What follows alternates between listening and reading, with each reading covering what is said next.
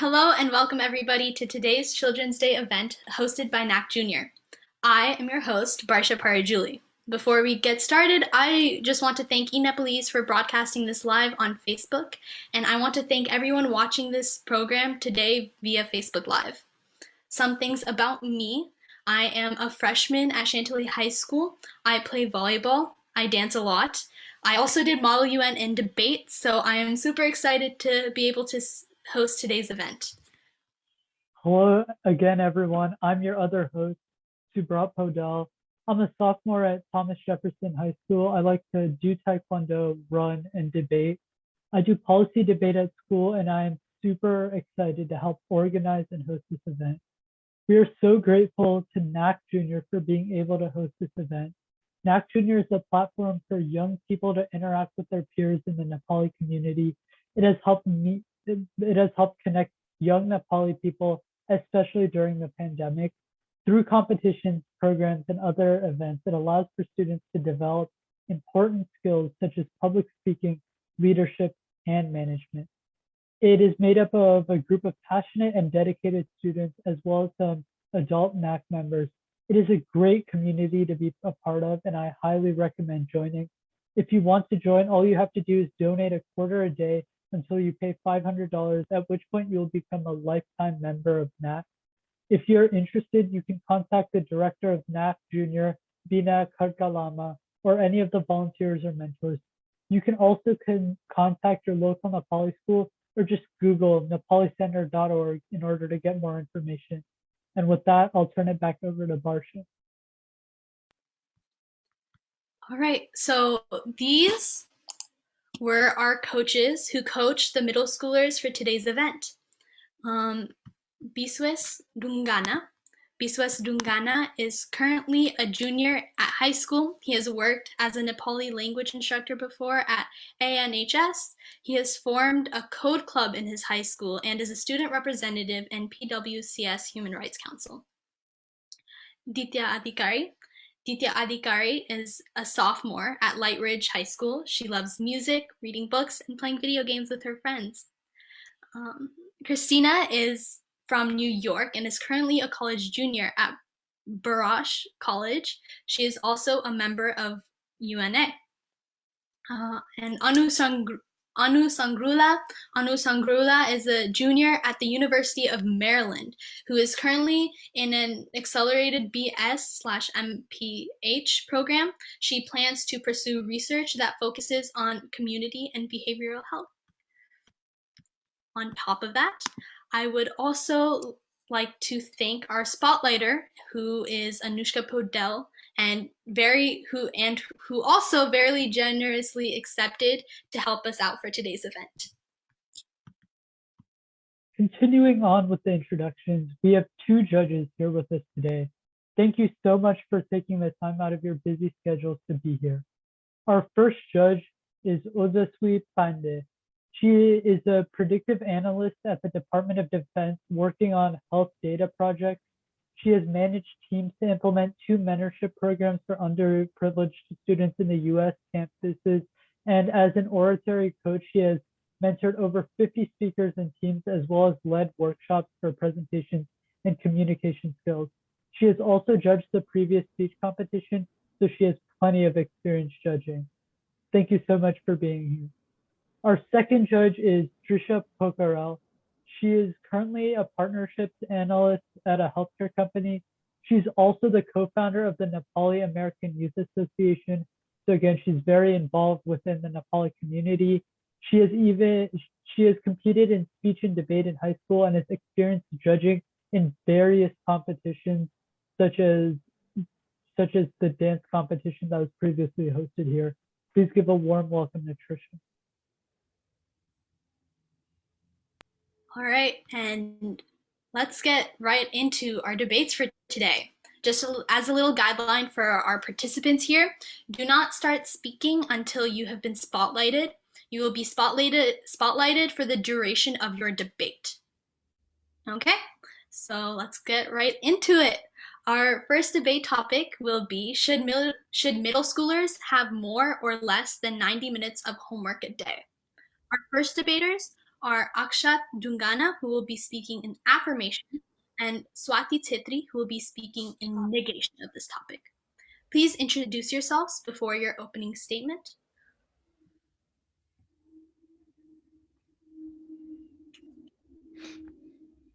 Our debaters will be Akshat Dungana and Swati Titri. Akshat Dungana is speaking in affirmation, and Swati Titri will be speaking in negation. Alrighty, whenever the affirmative is ready to speak, you may introduce yourselves and then give your 30-second introduction.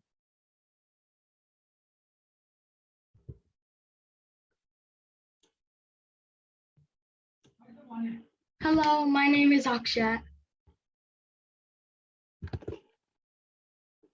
Let us know when you're ready. Okay, I'm ready. There should be more than 90 minutes of homework for middle schoolers because more homework helps students build study skills and it reinforces learning by developing good study habits and life skills, which can also be useful in the future. More homework can also cause your grade to be higher in your classes and while you take your tests and summatives.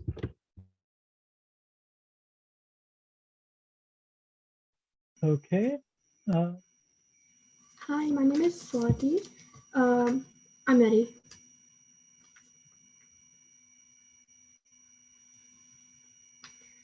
The topic of whether students should have more or less than 90 minutes of homework has been a popular topic for debate over the years. A recent study has shown that an average high school student's stress level is the same stress level of a patient who is in a mental hospital.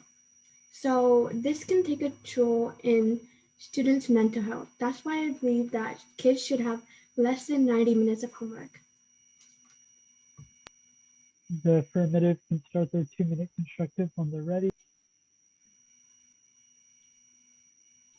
I'm ready.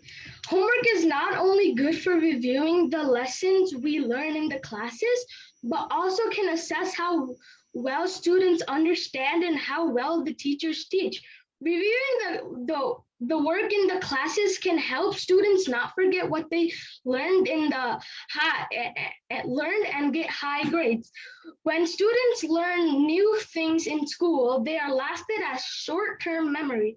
By practicing by doing homework, the short-term memory is converted into the long-term memory so that student won't forget it for days and months. Homework can also help students and teachers to assess their learning and teaching conditions in order to improve them. Students would be able to find the points they are confused about or they are poor at. On the same time, teachers can check if the students are really understanding the lessons and if the teaching methods are working good fits for the students. Homework can help with their studies. Homework can help with their studies, assessing, and careers in the future. So if schools have less homework, students would easily forget what they've learned in class and have no idea about how well they are doing in studies. Therefore, middle schoolers should have more than 90 minutes of homework. And I will be sharing one story. So one day I had a math test and I was really panicked. I didn't know what to do.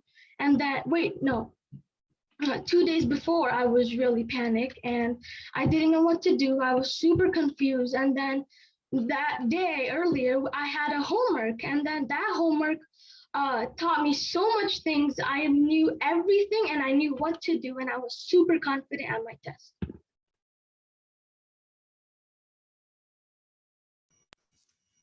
Okay. All right. The negation can start their 2-minute constructive speech whenever they are ready. Yeah, I'm ready.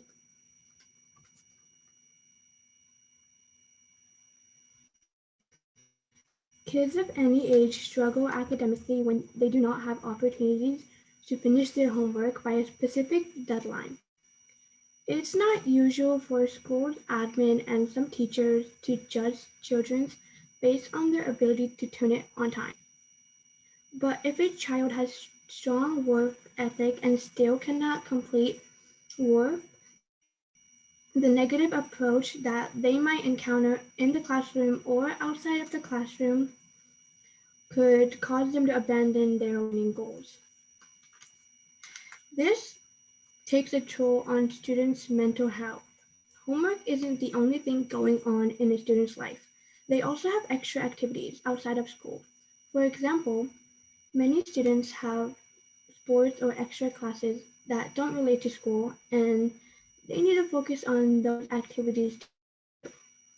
Studies have shown that students who are spending time in school before going home and doing homework for the rest of the evening are at higher risk of experiencing isolation and loneliness. These students lack essential connection with other people because of their need to complete homework. If students are spending all of their time on homework, then they are not connecting with their family and friends. This can prevent students from having a strong bond with their peers and family members. More homework can lead to children not developing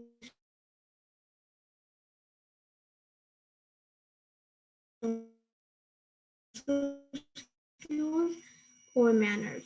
Too much homework is not really good for your mental health or social skills or in general, just to like you can't really do anything with too much homework. The affirmative now has 30 seconds to prepare their rebuttal.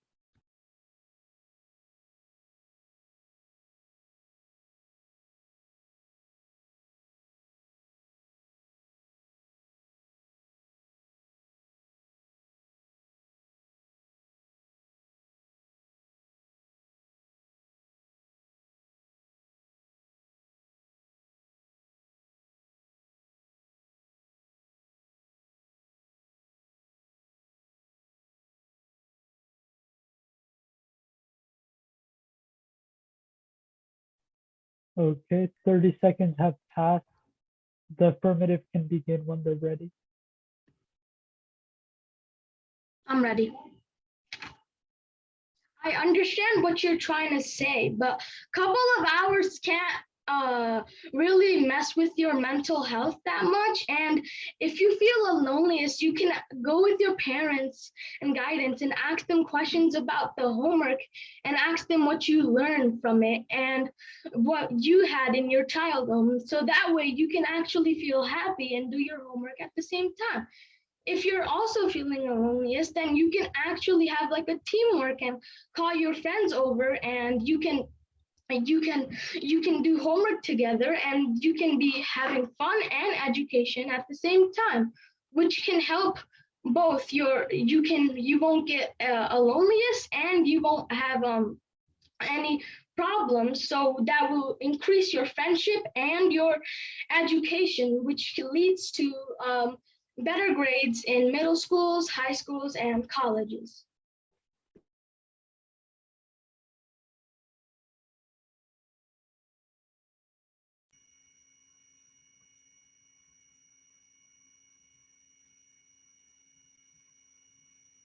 The negation now has 30 seconds to prepare their rebuttal.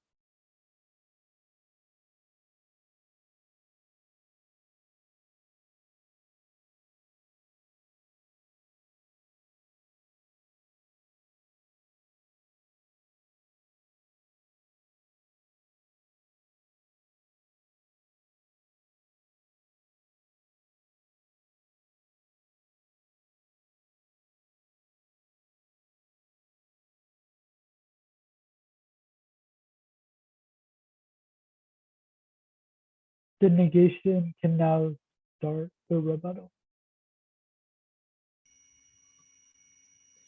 I get what you're trying to say, but like school and homework isn't the only thing something's going on in someone's life. Like they have many other things like focusing on what they love and what they like doing. So only hanging out with friends and just doing homework isn't really gonna fix all of your problems, and you're still gonna have like stress and anxiety. And too much work, if you have too much work, it's just gonna be hard to top it off with friends and stuff. Even if you want to, it's still gonna be really hard to time it and try to like connect with friends because you have a lot of homework, and then if you have like homework, you can't really do that. And also, I heard what you're trying to say because yeah, if you have like if you don't want loneliness, you can hang out with friends, but that's just if you didn't connect with them for so long, it's gonna be kind of hard to like get on good terms with them.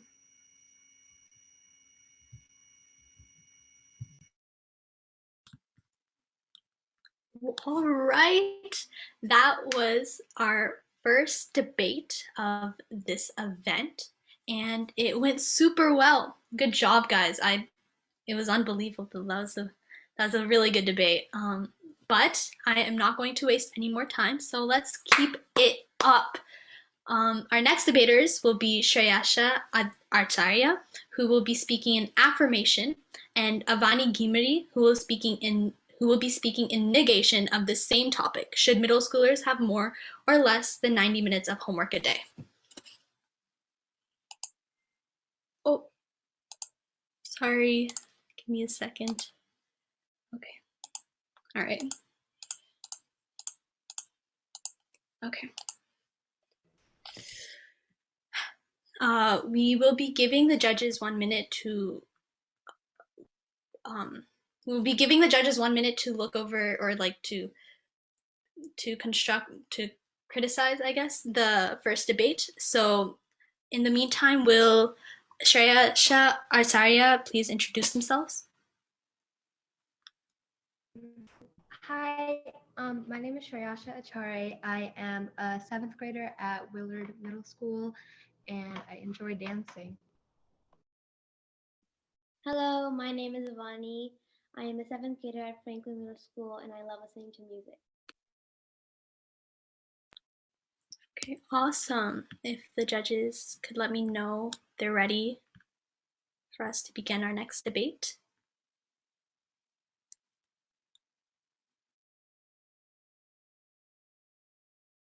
Yeah, we're done.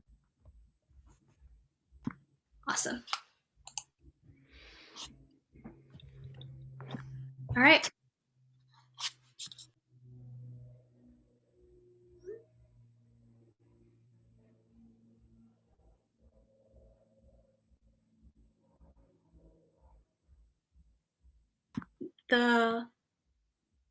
All right, so the affirmation can speak whenever you are ready to.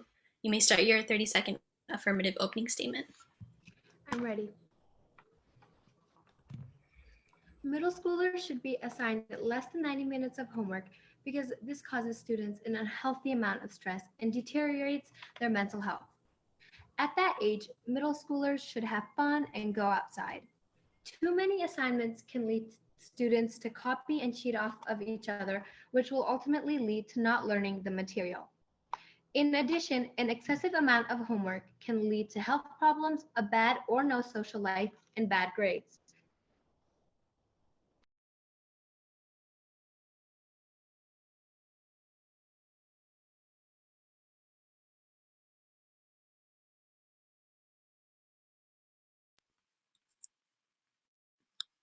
The negation may start their 30 seconds whenever they are ready. I'm ready. Some may not agree, but having just about 90 minutes of homework is a reassuring thought for students and parents on a student's life. Students having a daily schedule for about 90 minutes or less can have a compounded effect in their learning ability and have time to execute other activities, which will promote a healthy mindset and a creativity, helping students stay motivated.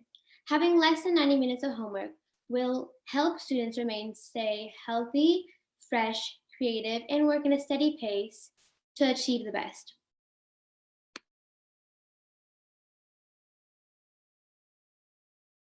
All right.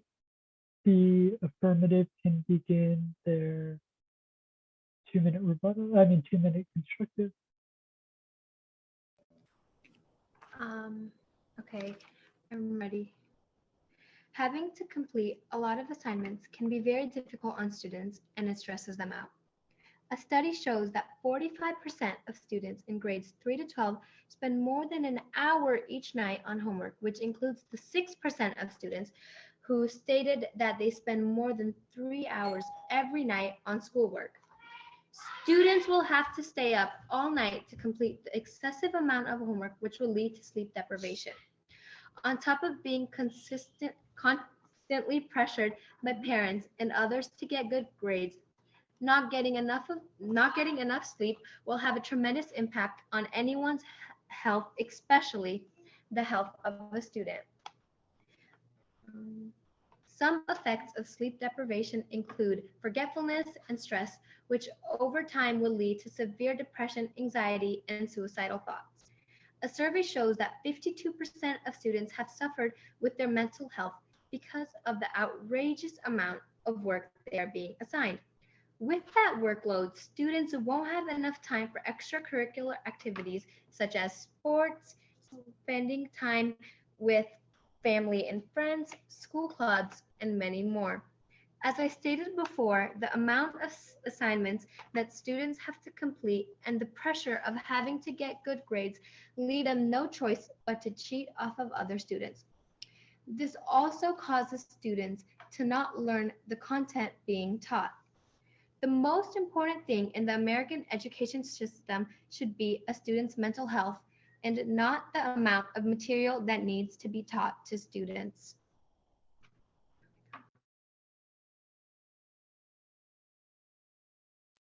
All right. The negative can begin their 2-minute constructive. I'm ready. Given the right amount of time, homework is a critical element to put students in the correct learning trajectory. More than 90 minutes seems to have a negative effect on students' sleep, causing tiredness and lack of energy. Having a bad sleep schedule interferes with activities, and you become mentally and physically unhealthy. With more than 90 minutes of homework, students say they cannot interact with their friends and family, making them feel left out on certain occasions. This causes self-doubt and social anxiety. Having too much homework can cause stress and overwhelmed feeling in a student. These could cause pain, uncertainty, fear, and a change in the student. They might feel less active and more tense and stressed. So students can lose their interest in studies, and they might want to feel light like a feather instead of feeling heavy and dumped with work. Doing homework little by little every day is creating a domino effect. The domino effect is doing something little by little every day until those little things make a bigger impact on your future. Habits decide your future. Doing homework little by little every day can make a bigger impact and promote creativity and healthy social life by making an impact on your future. Doing hours of homework every day stressfully may affect your mental health and you have negative impact on your future. A quote from F.M. Alexander says, "People do not decide their futures, they decide their habits, and their habits decide their futures." But habits deciding their futures means if you do homework for at least less than 30 minutes, less than 90 minutes a day, will have the same effect of doing more than 90 minutes, as long as you do it regularly, daily, and work on it as the same way you would think of it as a nice obstacle to pass. Okay, there seems to be a problem here. I think Shreyasha, I think you accidentally said the wrong thing in your affirmative speech. I was a little bit confused too, but you're supposed to be arguing that more homework is better on the affirmative side. Does that make sense?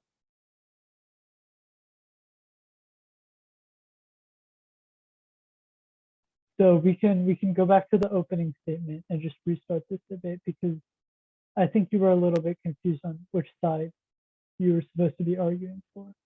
If you want to redo your opening statement in constructive, you can. Let us know.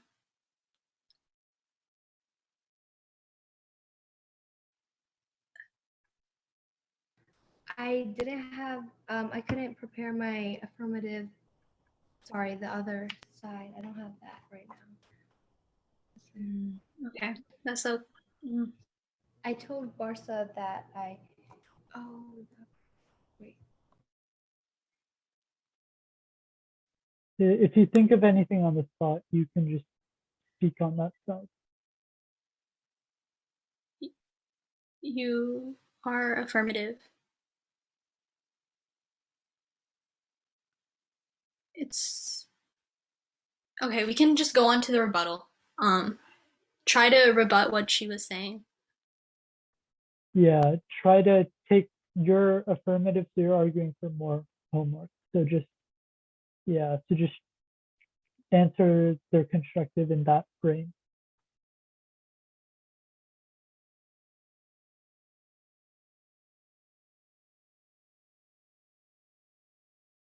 You can prepare for 30 seconds.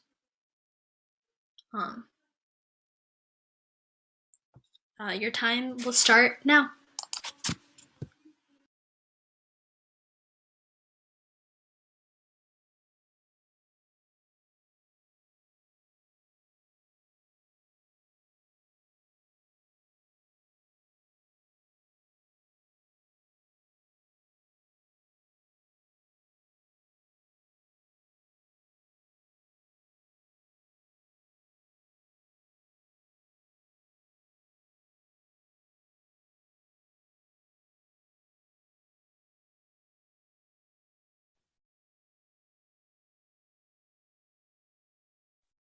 Okay, your time is up. You can start your 1-minute rebuttal now. Okay, so right now I'm doing it for like the affirmative one then, right? Yeah, you're saying more homework. Okay. You can start. 90 minutes of homework a day is a good amount of homework because it prepares you for the future. Having assigned 90 minutes of homework helps with time management and organizing and being prepared. Going into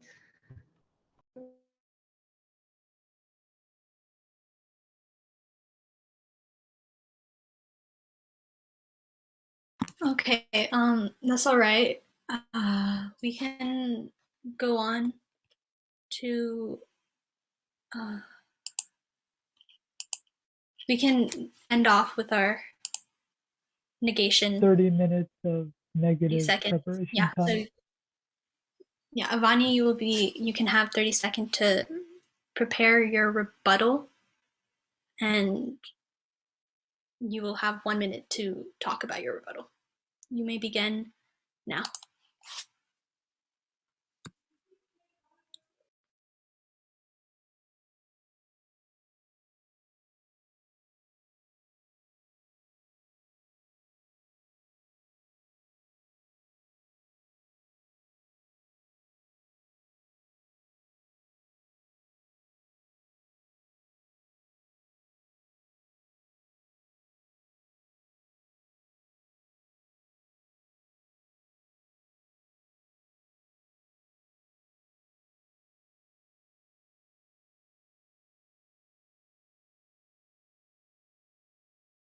All right, Avani, your 30 seconds are up. You may begin your 1 minute negative rebuttal whenever you are ready. I'm ready. All right. I understand what my opponent is trying to say, but a 5th grade teacher in San Francisco believes that her and her colleagues are stressing out their students. I believe some teachers and professors who are out there can agree that they can see a slight change in their students when they're overloading them with homework. According to a research done by an international journal of research, policy and practice, across 40 countries with 231,759 students and 9,791 schools, concludes that at student level, there is no clear-cut relationship between homework time and achievement gained from it. This means that giving more time for homework may only be taking away students' time from their personal life, family engagement, and other personal development. All in all, 90 minutes or less is a secure time for students' learning factor in life.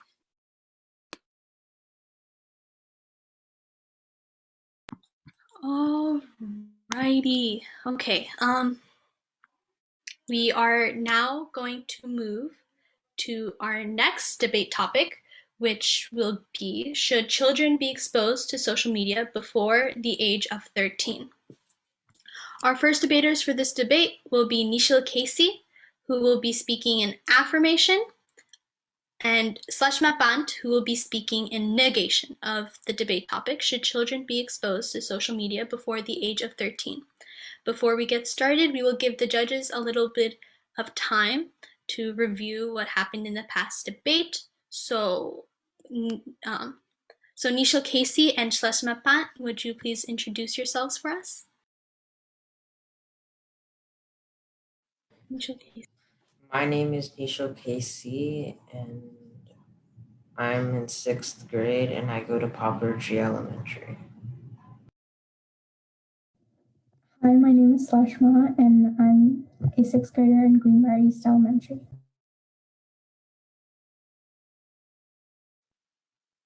All right. Can the judges let us know if they are ready?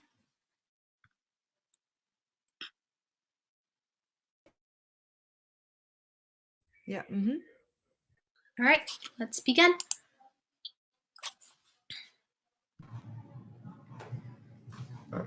I'm ready. So, before I start, I would like to thank NACC for giving me an opportunity to present my arguments in front of our honorable jury and my fellow opponent.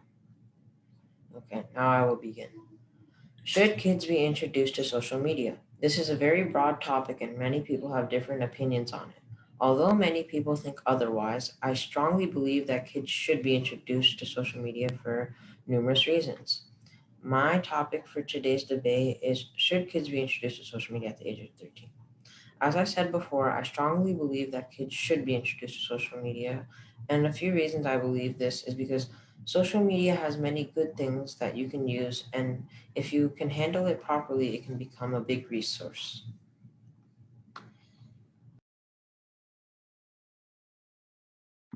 All right.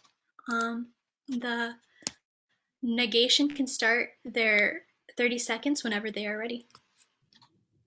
Ready? All right. My topic is, should kids be under 13 be exposed to social media? I strongly believe that they shouldn't because it can cause mental health issues, low self-esteem, addiction, and it reduces human interaction. There's cyberbullying on social media, and it makes people more shy and less confident. Okay, the affirmative can begin their constructive whenever they're ready.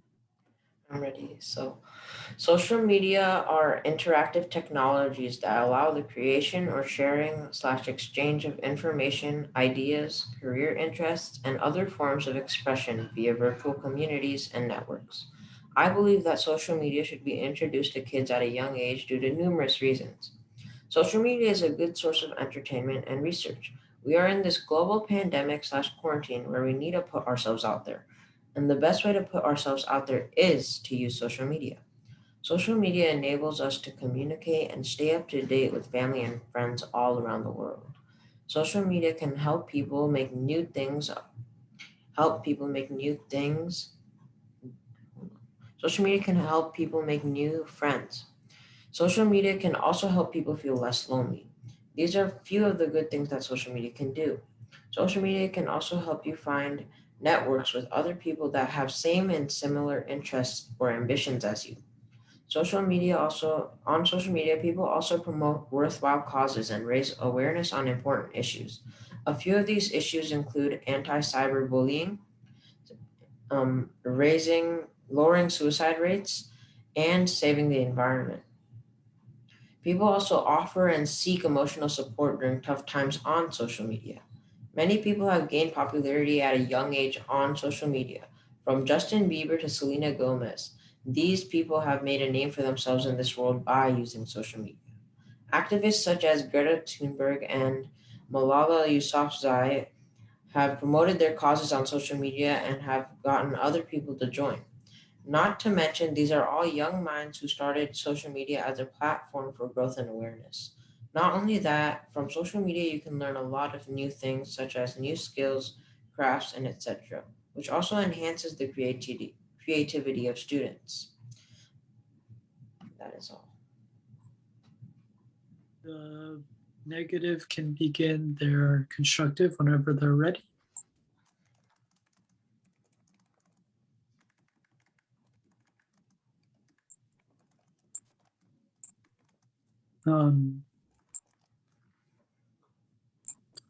Ready.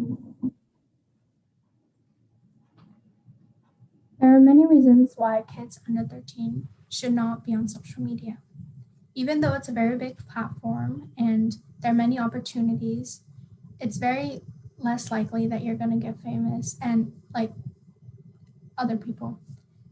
There's cyberbullying on social media, and this can cause depression, anxiety, low self-esteem, and stress. For example, when I'm scrolling through social media, when I go through the comment sections, there are many negative comments and hate. Another reason is addiction. Kids will scroll through social media for hours and hours. This can interfere with sleep and academic activities. 8 to 12-year-olds spend over 6 hours daily on social media, and about 2/3 of teens often come across racist, homophobic, or religious-based hate content. Survey shows 13% of teens reported being cyberbullied. And a lot of people say that social media boosts your confidence and makes you less shy. But I say that's wrong, because on social media, you're texting someone and you're behind a screen, and you forget how it's like to talk to someone in person, and it makes you more shy and less confident. It also lowers self-esteem, because on social media, kids will see other people's perfect lives, perfect pictures, seeing them happy, and they'll say, why isn't my life like theirs? Thank you. The affirmative now has 30 seconds to prepare for the rebuttal.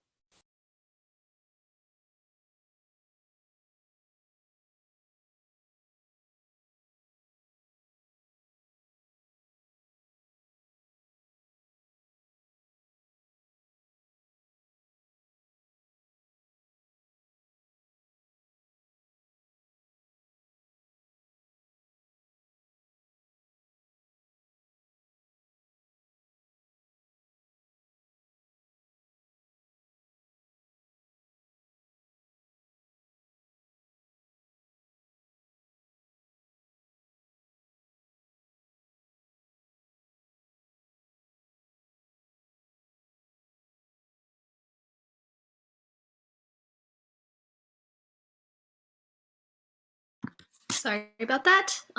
Your 1 minute affirmative rebuttal can begin whenever you're ready. I'm ready. Okay. So I respect some of the things that my opponent has brought up about things like cyberbullying and depression, but many people on social media have done research on cyber networking, and social media has been able to raise awareness against cyberbullying and cybercrime and things like that. We are also talking about the board perspective. There are always pros and cons to inventions, but my opponent has to understand that people on social media are also raising awareness on things that you have brought up, like depression and things like that. People are offering emotional support for each other on social media. On top of this, we are broadcasting ourselves on Facebook Live right now, which is social media. Many people also can use social media responsibly. If not, they learn to use social media responsibly throughout social media. Thank you. The negative now has 30 seconds to prepare.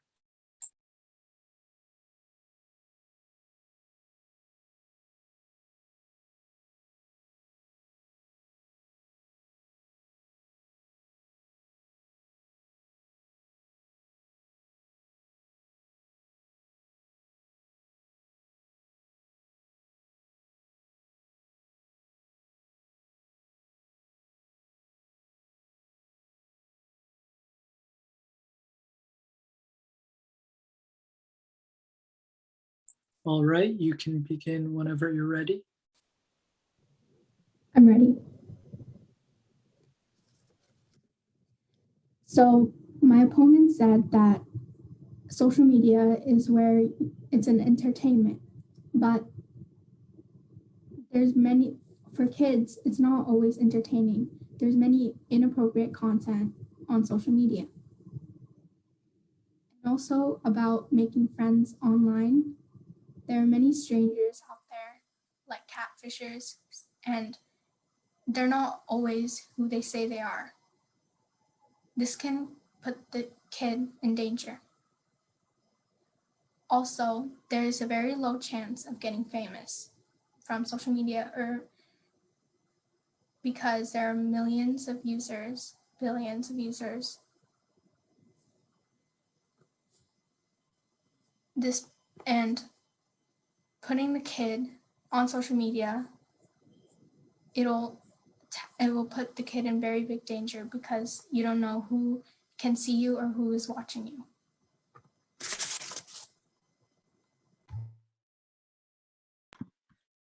All right, another debate down. That was a wonderful debate. I learned so many things about whether I should get social media before the age of 13. Unfortunately, I did, but it's okay. Our next debaters will be Sama Busal, who will be speaking in affirmation, and R.G. Prasai, who will be speaking in negation of the same topic, should children be exposed to social media before the age of 13? We will give, again, the judges some time to review the previous debate. So if Sama Busal and R.G. Prasai could introduce themselves, you may go ahead. Hello, I'm Sama Busal. Hi, my name is Arju Prasai, and I'm in 7th grade, and I go to Rocky Run Middle School. All right. That was fast. Are the judges ready? Yeah. Okay.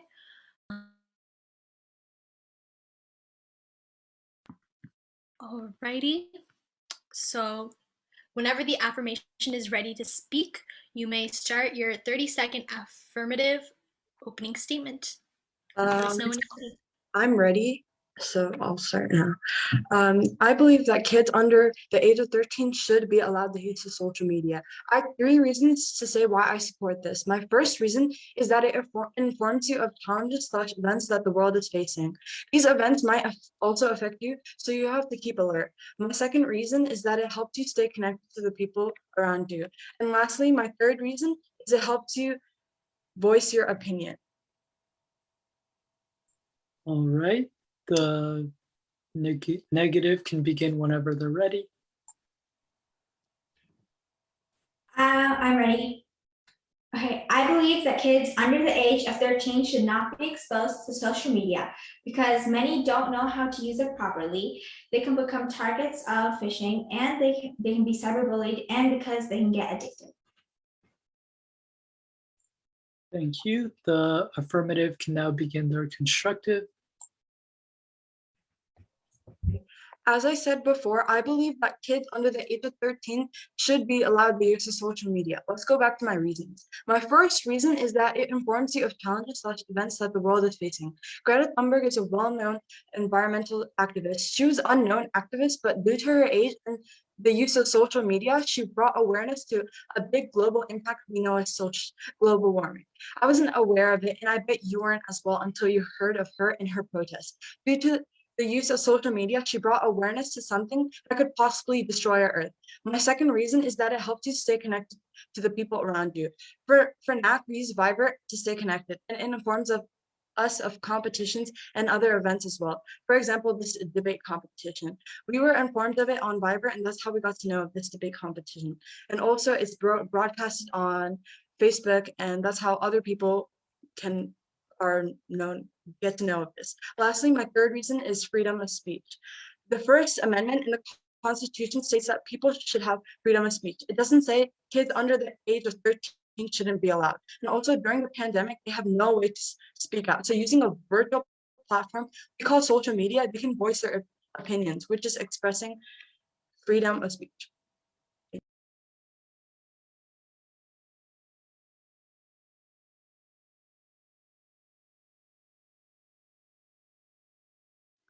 All right. The negation can start their 2-minute constructive speech whenever they're ready. Okay, I'm ready. Okay. I believe that social media is not good for kids under the age of 13 because they don't know how to use it properly. They can leak private information and post things they might regret later. This might prevent them from getting a job or anything as important, or maybe even more important than that. This is also proven because only 10% of kids have had talks with their parents about how to use social media. They can also become targets of phishing. Phishing is basically when someone tries to target you and try to scam you for your personal information. They can target children and make them give them something appealing and make them ask them for something for their parents' information. Children are targeted more because they're more innocent, gullible, and they don't know much about internet and social media scams. They can also be cyberbullied. 19.2% of kids have been cyberbullied on social media platforms. This happens because kids feel like if they get rude comments or rude feedback from other people, they feel like if they tell their parents, they might lose the privilege of being on the device or maybe just having a social media account in general. They can also get addicted. So addiction causes isolation from family and friends, less focus for class and homework, and it's easy to get distracted, right? Especially right now because of distance learning, where they can just go on any device and go on social media. This social media is also designed to be addicting. So because 71% of kids ages 9 through 11 visit social media sites at least weekly. One last point is that almost all social media sites only allow users 13 or above, and this is required by US law. So a lot of kids fake their age to make a social media account, which is technically going against the law. So, and all of these reasons are why I believe that kids under the age of 13 should not have social media. Okay, the affirmative has 30 seconds to prepare the rebuttal.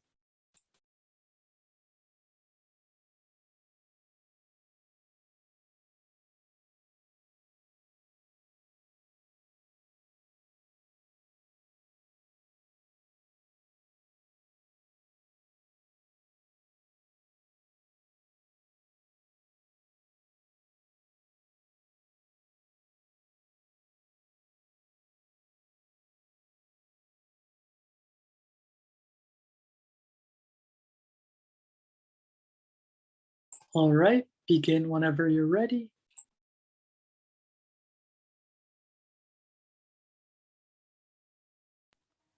I understand what my opponent is trying to say, but there are some things that I disagree with. My opponent said that cyberbullying is a very big thing. I understand that, but there are risks to everything. If you play sports, then you're prone to get injuries. If you sing, you're prone to lose your voice or have a sore throat. There are risks to everything, but if we don't take risks and hide away without trying, then what's the purpose of having it in the first place? If you use social media correctly and if you tell your parents, report cyberbullying and more, then you can avoid it. Just like how you're prone to getting injuries in a sport, and how like you're prone to lose your voice when you sing, you can avoid being cyberbullied if you take precautions. Also, addiction. For addiction, there's screen time and restrictions on apps. If there's on iOS and Android, there's a new update where you can check your screen time, and from there you can set up restrictions. And also on apps, certain apps, on social media apps, you can set up restrictions to tell you, okay, now you've exceeded the amount of time, and that's why you should, there's no time. You have 30 seconds to prepare your negative rebuttal.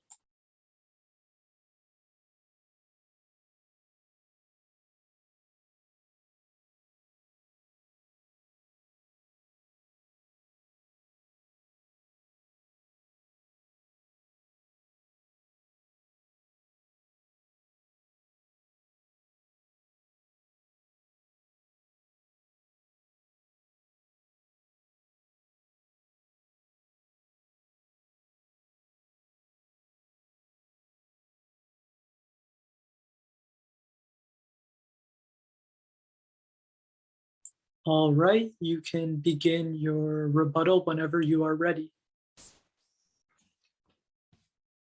Okay. Okay, I see where my opponent is trying, the points that she's trying to make, but you don't need to use social media for information because you have the news and other sites that you can use to to get information and knowledge. You also have your friends that you can communicate through class, or like you can even ask your parents to like call them or something. You don't have to directly use it. And you can use another device. It could be like your parents, older sister, because like you said, for Viber, if a kid under 13, they didn't have to use their own Viber. They didn't have to use their own Viber account to do it. They could have used their parents. So this also it doesn't make sense if you use Viber as an example. And it's not like the only thing that you can use to communicate. Okay.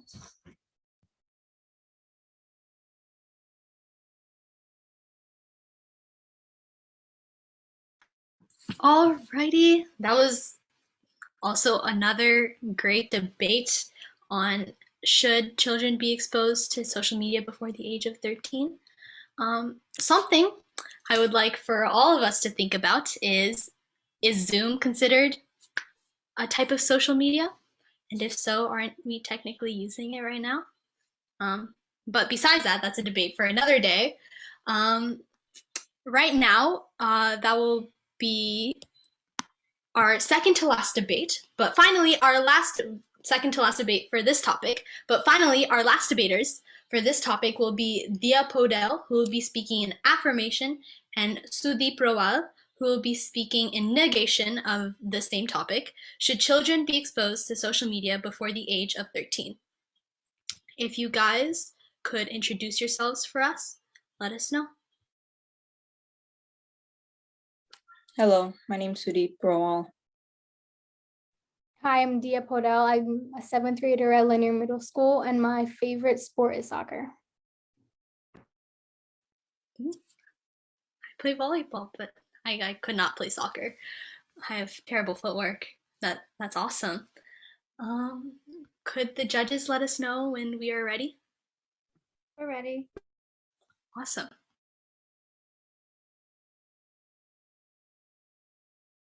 I'm ready. I believe that kids under the age of 13 should be allowed on social media because social media comes with so many benefits. While social media can be a violent and dangerous source, the earlier the kid has access to the media, the earlier our parents can educate us on how to navigate through those risks. Once we've factored out the risks, we can start benefiting from the media. Benefits including communication, education, and improving your self-image are all reasons why I believe that kids under the age of 13 should be allowed on social media. All right, the negative can begin their 30-second opening statement whenever they're ready. I'm ready. Many kids are immature, and when they're in elementary school, they especially are. Kids are unpredictable and can make many mistakes. Even if a child is making things hard at home, you should never let them use social media. When your child is bored, they may do bad things, such as making noise during a meeting or running around the house. That's something many people would find irritating, but there are much more things that can happen, and that all involves the internet. Many people would call the internet an evil place filled with all sorts of people, and they aren't wrong.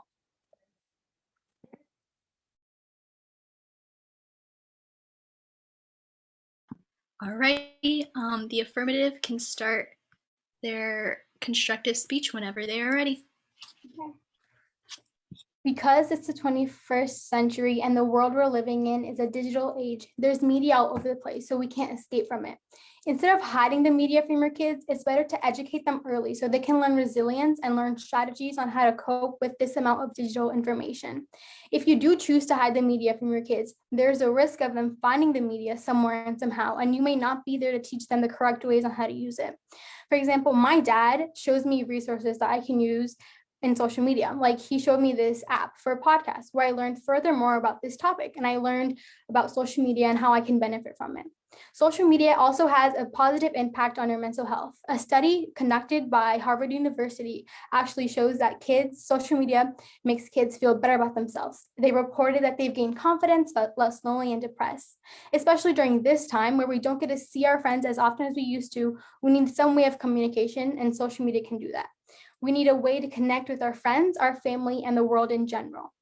Younger teens have also said that they've used social media because they need a support system and a community that they have a hard time building face to face. A young man actually reached out on Minecraft and received an overwhelming amount of love and support when he admitted to attempts of self-harm. You can also use apps for safety. Apps like Facebook have a feature that notifies their friends and families that they're safe after a terrorist attack or a natural disaster, which I actually used after the earthquake in Nepal. When I couldn't call my family, they could use that app to show me that they're safe. Not only can you use social media for support, online friendships, or safety, but social media can help kids mobilize around the causes that they're passionate about. Social media can help kids find their passions and their goals, help build identity, purpose, and academic pursuits. Not only high schoolers or older kids can raise their voice to make a difference. 13-year-old Alexandria Villasenor used social media to gain support for her climate protest at the UN. All right, the negative can begin their 2-minute constructive whenever they're ready. People realize the dangers of the internet and don't want anything they care about to be broken. Those people are the ones who think that the internet's evil, and they see the many horrible people there. Kids make many mistakes and be tricked easily. And in the internet, there are people who exploit them. With the amount of scammers, hackers, and other bad people, a kid could get into big trouble, such as exposing their address on accident, buying something worthless and expensive, getting hacked, and even telling their parents' credit card information. If a kid makes an offensive post on social media, it can get in the way of their future as an adult. It can affect the child's chance into getting into college. It can also affect a child's social life. There's a story a long time ago. Not a long time. There was a person who tried to get into Harvard. Even though he wasn't a child, he was a teen. But if teens can't do it, how would kids? This teen decided to make a social media post and about how a person looked, and that teen got a lot of hate because he made a big mistake. That kid later on applied to Harvard, but he couldn't get in because they saw his tweet. There's also many more people who lose their jobs and many other things. When kids don't give much thought about what they post onto the internet, that makes makes it seem that the internet's bad. The internet is bad, though. I think I'm done. Okay, the affirmative has 30 seconds to prep.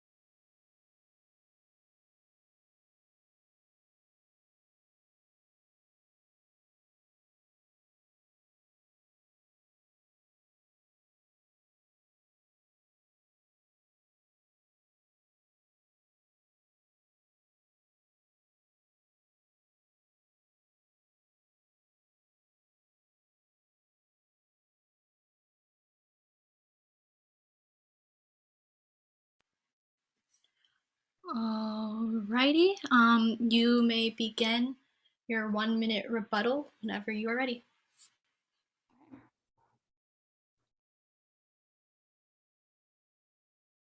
Like you said, there's a risk of kids leaking their address and their parents' credit card information, but it's not like once they hit the age of 13, they're going to understand not to do that. That's why it's better to show them social media early, teach them the risks and teach them why you shouldn't do that.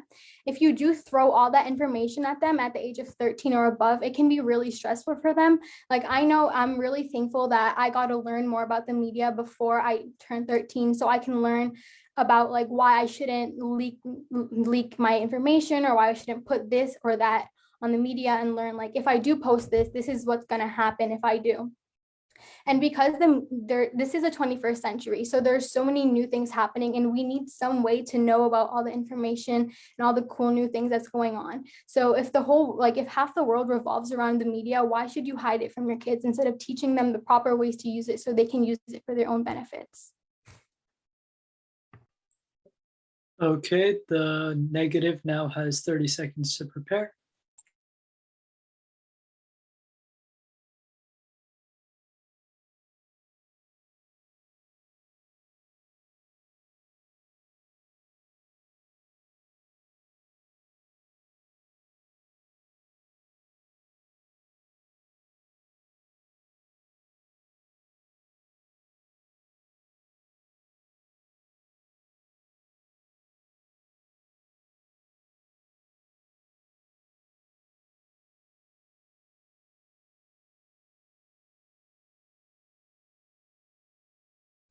Okay, you can start your rebuttal whenever you're ready.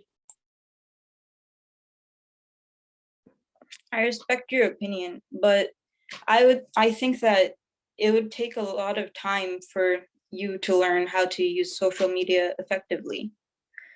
It would take a lot of time, and maybe you would not have the time. Even if you give the child a video to watch, he could always just skip to a different one. A child is irresponsible most of the time. And because of a child, their responsibility, it could just lead to even worse things. Even if you try adult supervision, a child could learn how to make more bad things happen. A child could watch how to get rid of screen time and many more things. There's a lot of things on the internet that can lead to even worse things. And as you said, even though you learned how to do it through videos, not everyone's you, and they won't learn easily.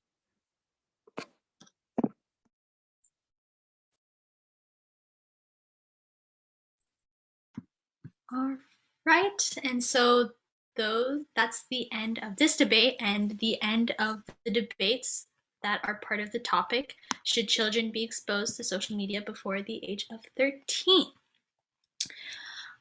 We will now be moving on to our next debate topic, which is, should colleges require standardized testing?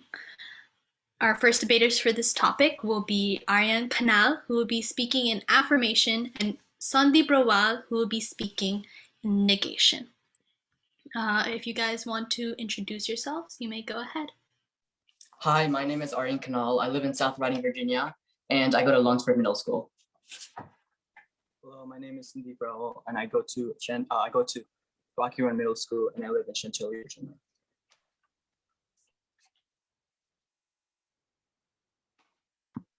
Alrighty, are the judges ready? Yeah, we're done. Okay. You can begin your 30-second opening statement whenever you're ready. Standardized tests are a great way for students to see their strengths and weaknesses, as well as measure their progress over time. They can even help colleges see a student's strengths and weaknesses. A recent study said that 60% of colleges place a considerable amount of importance on standardized admission testing.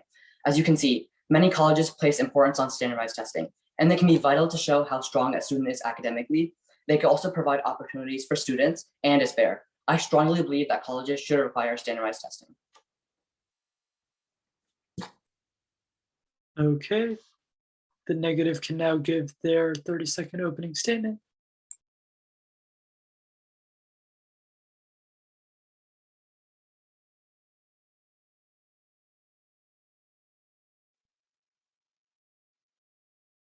Is it just me, or does Sandeep seem to be Show what frozen? he/she knows in a big test. Like the Can you SAT or please you froze right when you start. So if you don't mind restarting your speech. Okay. When students think about the ACT or the SAT, what do you think comes over their mind? Is it happiness or is it fear and stress? On top of that, do standardized tests really give an accurate measure of the student's ability? A student with test anxiety is not as likely to be able to show what they accurately know in a big test like the SAT or the ACT. So how is it fair to judge what they know under circumstances where they are unlikely to succeed? Thank you. Okay, the affirmative can begin their 2-minute constructive. The job of standardized tests is to track students' progress throughout the years and compare that student to other students in their schools and compare states to other states and etc. And that's exactly what standardized tests do. Standardized tests can also help colleges, teachers, students, and parents. They can help colleges to decide if a student is academically strong enough to study there. It can also help schools and teachers. It can help schools and teachers because they can decide if a student is doing better throughout the years, and if they are, they should challenge that student more. But if they're not doing as well, that means that they need to improve their education system and they need to change how they're teaching the student. Also, standardized tests can help parents.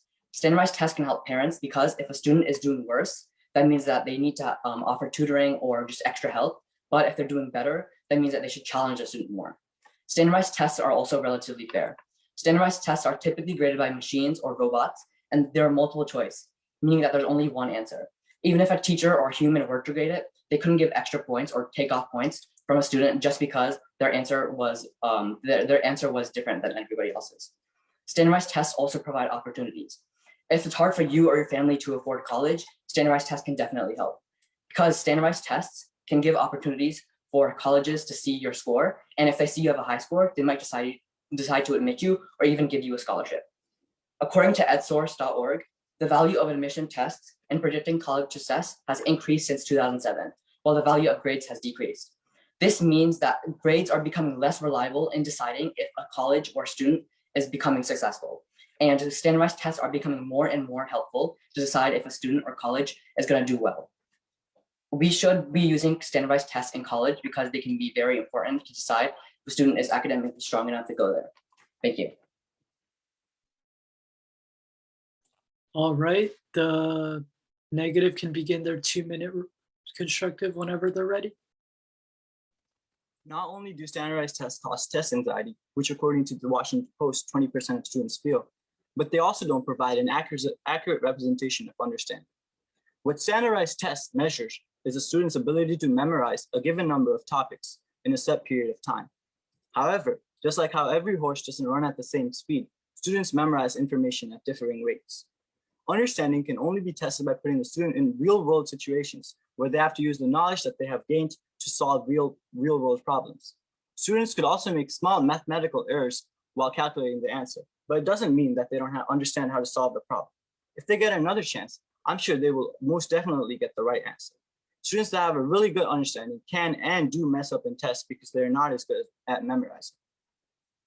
Standardized tests are also unfair to students whose families are less financially able. Tutoring at the cost of $45 to $100 per hour from sites like tutors.com provides help to students who want to do well on standardized tests, while students that come from a richer background can get all the help they need in order to do well in the tests. Not everyone will have the same luxury. In conclusion, standardized tests should not be required by colleges, as they do not provide an accurate representation of a student's abilities. There are many outside factors such as test anxiety, financial status, and silly mistakes that play into the student's score.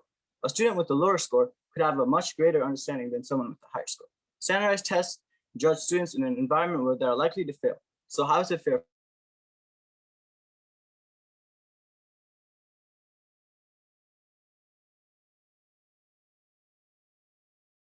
Oh no,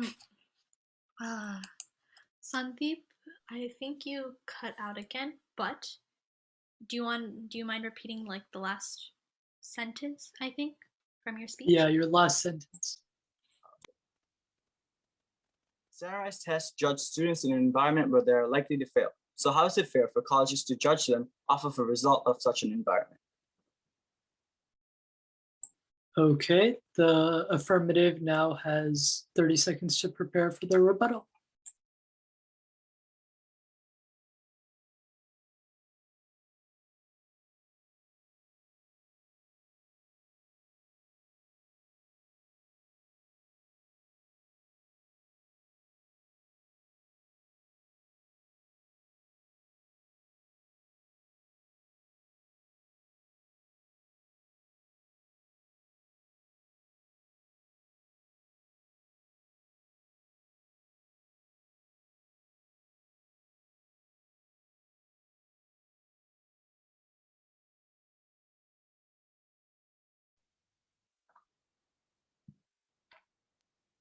All right, you may begin your 30-second affirmative, your 1-minute affirmative rebuttal whenever you are ready. I noticed that my opponent says that a lot of these standardized test questions are taught by the teacher and are memorized, even though they can actually help students memorize just memorize anything in general. Also, you also said that this test does not show the true progress of students, even though they're taking at a constant rate by the schools and teachers, and the questions are all really similar. And also, many students who are not good at taking tests and could get test anxiety, especially when they get a low score, that can just increase their confidence and make them become more prepared to take more tests in the future. Also, the test, it can be pretty fair because all the questions are the same. And these tests can also measure the true progress of students because they can see how much students are growing. Okay, thank you. So the negative now has 30 seconds to prepare.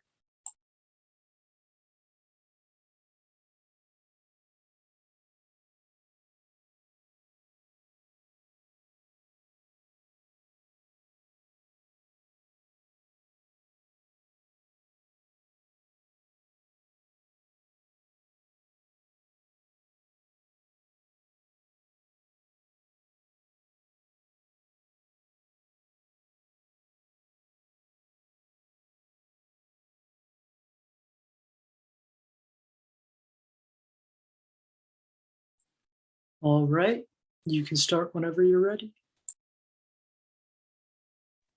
The affirmative said that the questions are the same, so it's fair. However, I disagree with that because some students will have access to similar questions from past tests, which naturally gives them an unfair advantage over other students that don't have the same resources. You also said that standardized tests were a great way to see the strengths and weaknesses. I also disagree with this because the only thing that standardized tests test are the students' ability to memorize.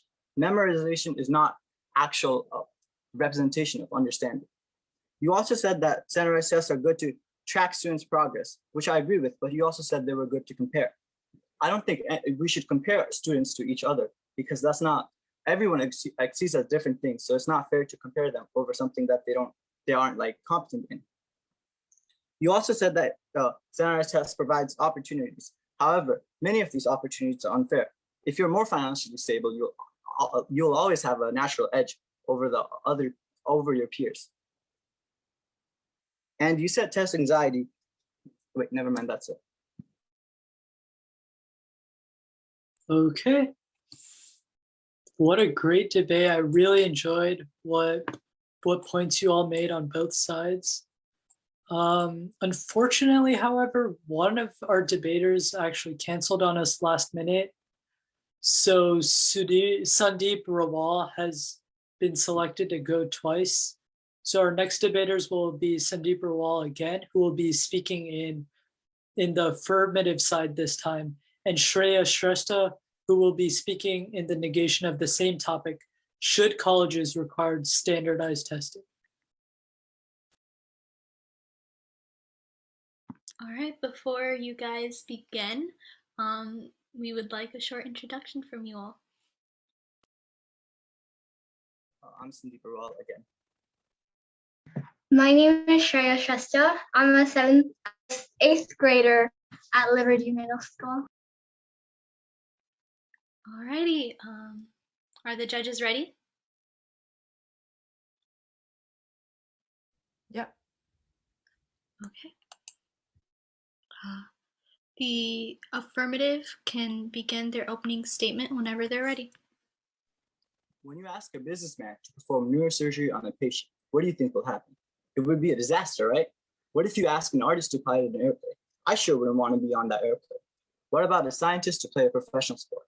They would just embarrass themselves. In all these scenarios, something goes wrong because the person who is performing the job is not suited for that job.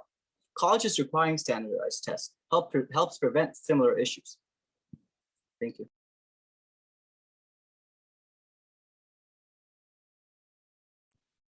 All right, the negation may start their 30-second opening statement whenever they're ready. I'm ready. Hello, my name is Shreya Shrestha, and I'll be debating on the opposition side of the resolution, should colleges require standardized testing.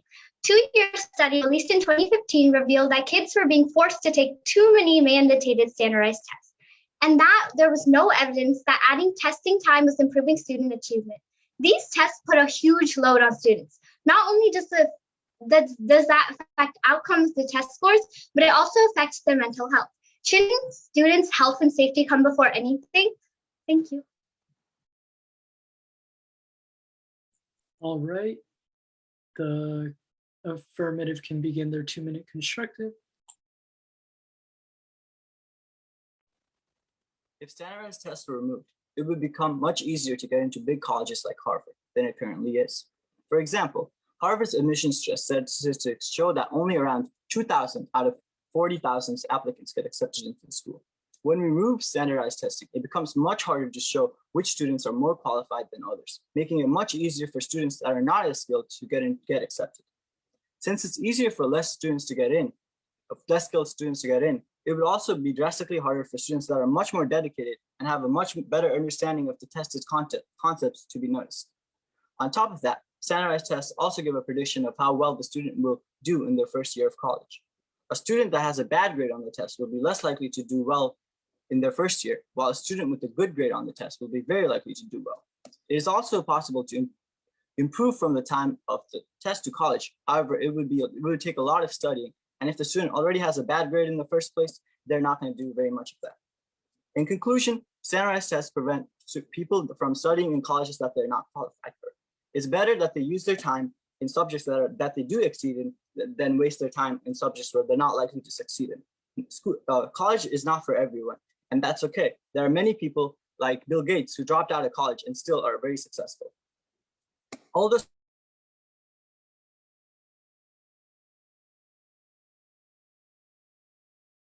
Unfortunately, Cindy, you froze again. Wait, I'll wait until he comes back. Yeah, well, okay. Yeah, you froze right after you said something about Bill Gates still being successful, so you can restart your speech from that time. Marsha, did you note the time? We can just restart the clock back to that point in time. Colleges aren't for everyone, and that's okay. People that dropped out of college, like Bill Gates, are still very successful. He's made billions of dollars, and that means that you don't have to go to college to be successful. But if you do have the necessary skill set and you are competent and understand the subjects for college, you should definitely go there. All the standardized tests are not perfect. They are the best measure that we do have. So colleges should keep standardized tests and ensure that students who dedicate their life to a subject and are qualified get the chance to pursue it. Thank you.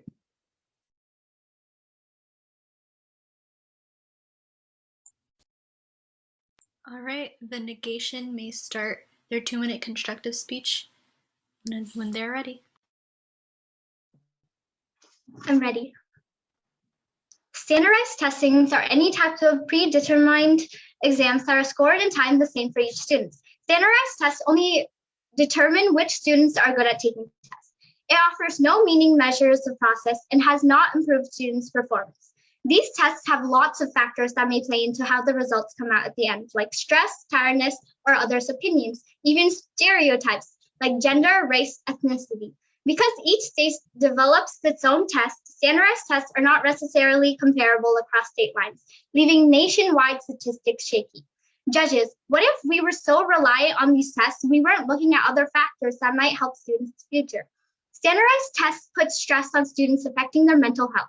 In a report from the Council of Great City Schools found that students spend between 20 to 25 hours on mandated testing each school year. According to a file by Harvard University, students often face high levels of stress from pressure related to college admissions to demands of school more generally. It also states that standardized testing contributes to student stress for many students, and there are signs indicating that test-related stress has worsened in recent years. Students feel the pressure when it comes to performing well on tests. Test scores can affect students' confidence. This can lead to students developing a negative attitude about their abilities. According to Anxiety and Depression Association of America, 31.9% of teens from ages 14 to 18 have anxiety disorder. So this can impact how students do on standardized tests. Judges, are you willing to harm millions of students' health for some data the government collects?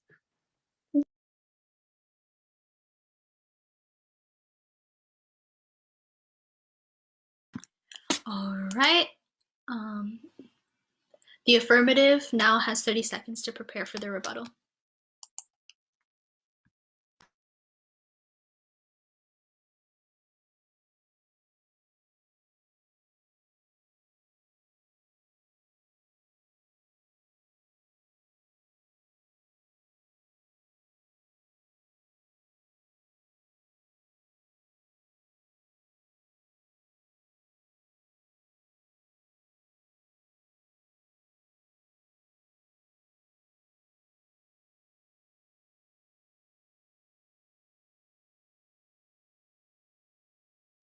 All right. The affirmative may now begin their 1-minute rebuttal whenever they're ready. The opposition said that standardized tests have a lot of stress involved with them. But if you can't handle the stress of the test, how are you going to handle the stress of college? College is actually much harder than just the test itself. The test is just like a tutorial before you get into the college. And you said something about pressure. Well, even if you are pressured in standardized tests, in the real world, you're always going to have pressure. It's going to be a lot more. If you're studying for medical college and you can't handle the pressure of the test, how are you going to handle the pressure of actually surgery on someone? You also said that standardized tests affects confidence negatively. However, standardized tests actually build confidence because you're forced to take something that you might or might not want to, and which will help you in the long run. You also said that others' opinions are a factor in this. However, people that are not concerned with other people's opinions usually are the ones that do well on the test. Okay, thank you. Okay, the negative now has 30 seconds to prepare.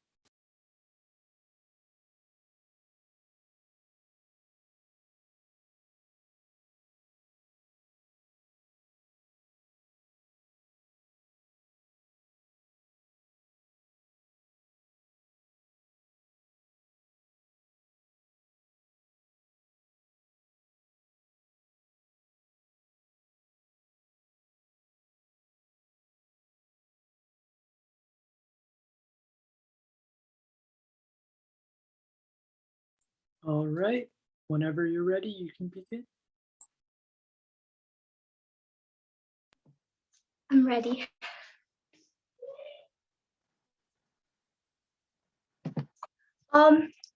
You said standardized testing. Oh, I've stated standardized testing cause stress and anxiety to kids. And these, standardized tests only evaluate knowledge of math, science, and English. They don't evaluate the person's critical thinking, creativity, or artistic abilities. And these tests are only judging how the student's capability of studying. And I think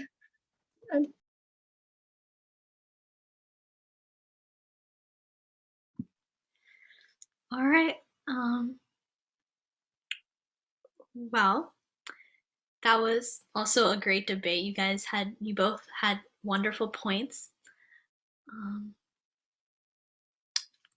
All right. We are now moving to our next debate topic, which is, should college education be free for everyone? Our first debaters on this topic will be Aditya Raj Tungel, who will be speaking in affirmation of the topic, and Suyeksha Nipal, who will be speaking in negation of the topic. Should college education be free for everyone? If the participants who are debating, sorry for the technical difficulty. Okay, if the participants would like to introduce themselves, They may. Aditya, go ahead. Okay, I'm ready. My name is Aditya. I'm 12 years old and I live in Chantilly. I'm 12 years old and I go to Brookfield Elementary School. Awesome. Suyaksha? Hi, I'm Suyakshi Nepal. I'm 11 years old and I'm a 6th grader at Greenbrier West Elementary, and I love to dance. All right, are the judges ready for us? We're ready. Awesome. The affirmation can now begin their 30-second affirmative opening statement whenever they're ready. Okay, so I believe that it should be free because many students, because of the debt, they're actually drowning in debt by the time they graduate college. So that's another major setback. And one more thing is that many brilliant minds, they can't go to college because they can't pay for it. So many undiscovered geniuses. So there are many undiscovered geniuses that we haven't discovered yet. All right, the negative can begin their opening statement. I'm ready. There has been a lot of debate whether or not college should be free, and I am here to tell you that college students should not be provided with free education, as it can have a negative impact on government, degrees would be less valued, and the quality of education would go down dramatically.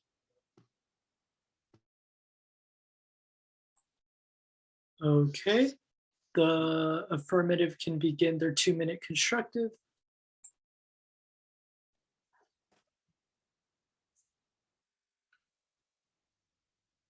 I believe that it should be free, and I think that because many students, they don't, by the time they graduate college, they'll have lots of stress, and even while they're attending college, they'll have to take lots of loans and they won't be able to study properly either.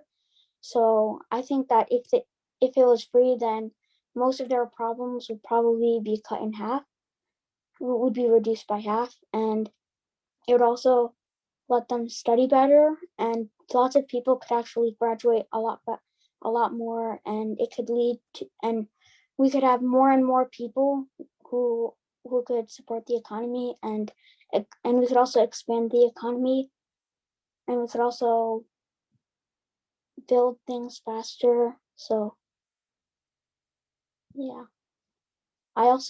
and another reason why I think that college should be free is because by the time they finish college, or by the time they graduate college, they'll have lots of stress, and sometimes they won't even be able to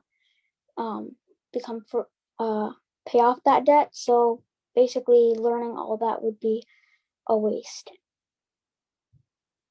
And one more reason why I think that college should be free is that we could actually explore new brilliant minds, like many new people could be introduced to the economy. Well, yeah. Okay, the negative can begin their constructive when they're ready. Sorry. I'm ready.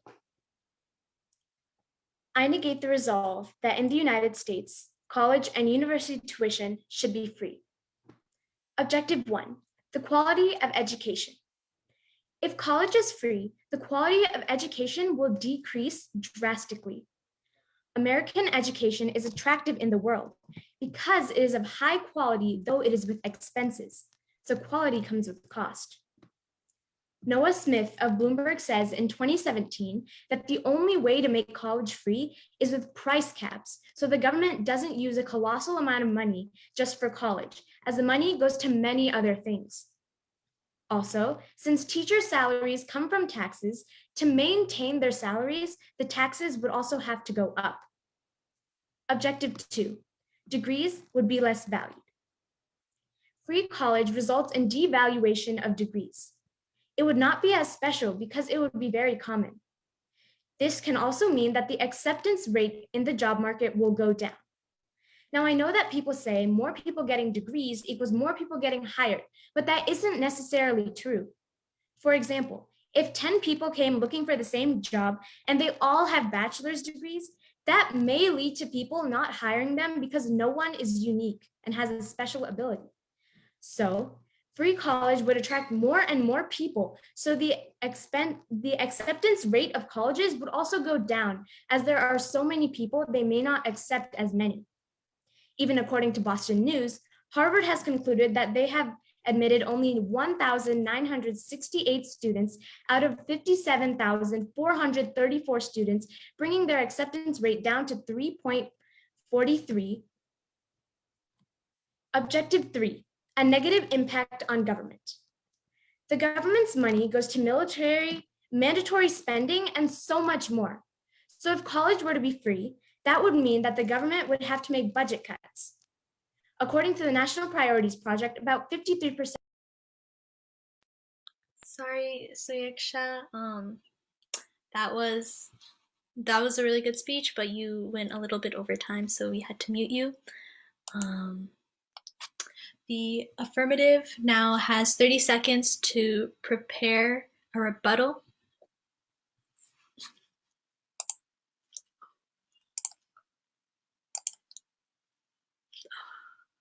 Sorry about the technical difficulties.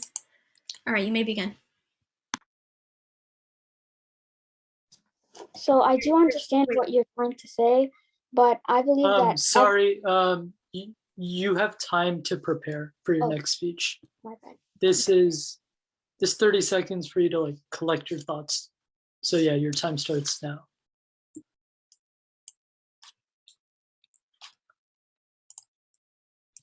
Okay, so I do understand what you're saying. No, but sorry.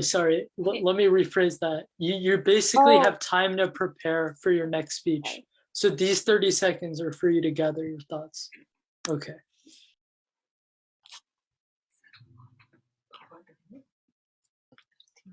Everything's good.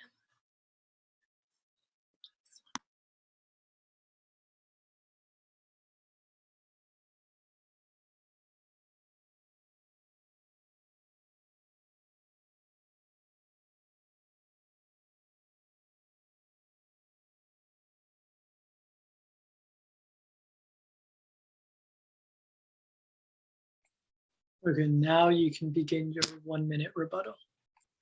Okay, so I understand where you're coming from, but I also think that everyone should have a chance, because many people in different countries don't even have a chance to learn because they don't have enough money to learn. And I think that's pretty sad, because in Africa and in Nepal, and there are lots of other places too, but they're because their families can't make enough money, the kids have to work from a young age, and that's really sad. But if college was free, then that would make things a whole lot easier. And I think that people could also, in some places, more people could get jobs. And yes, here in America, it would probably make situations a lot harder, but in other countries, I think that it would be a lot easier for other people. All right, the negative now has 30 seconds to prepare their rebuttal.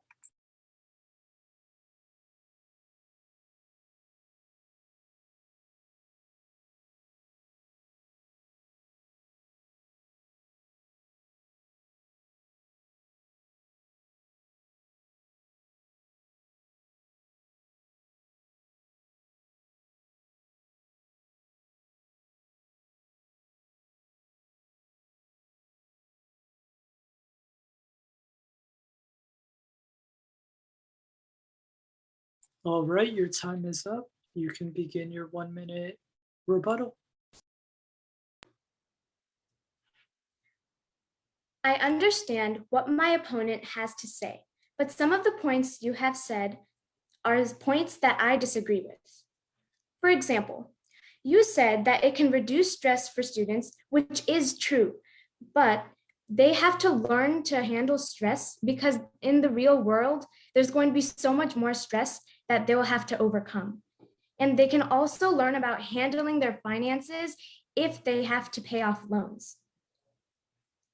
Another thing that you said is that more people would graduate, but I disagree because people would not be paying for their education, so they would take their privileges for granted. So people would have to work unskilled labor because they would be leaving their colleges ungraduated. You also said that people from different countries will have opportunities. However, since that is true, I will give respect. However,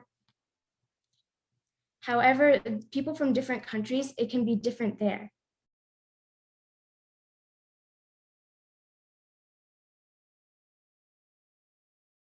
All right, and that's the end of that debate. Just a note on something I realized during these debates. You guys, I'm not glitching, right? Okay, awesome. Just a note on something I realized during these debates. When I say you guys may begin, you don't have to respond saying you guys are ready. You can just begin speaking and we'll start timing you. And I think that's all. Our next debaters will be 6th-8th, who will be speaking in affirmation, and Benisha Adhikari, who will be speaking in negation of the same topic, should college education be free for everyone? If you guys would like to introduce yourselves, you may go ahead. Hi, my name is 6th-8th. I'm a 7th grader at Willard Middle School and I live in Aldie, Virginia. Hi, my name is Benisha Adhikari and I'm a 7th grader at Frost Middle School. All right, and with that, are the judges ready for our next debate?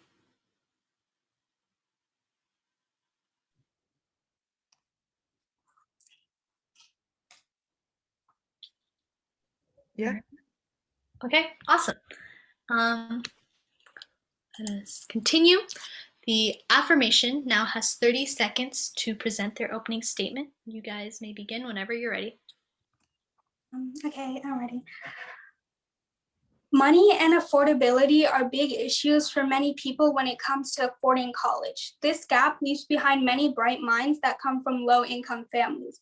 My teacher once told me that the two biggest diseases in the world are ignorance and greed. And if you take a young mind and teach them what's really going on, then that's the bigger change. This is only possible if education is accessible to everyone. Today, I'll be debating for the motion of why college education should be free for everyone.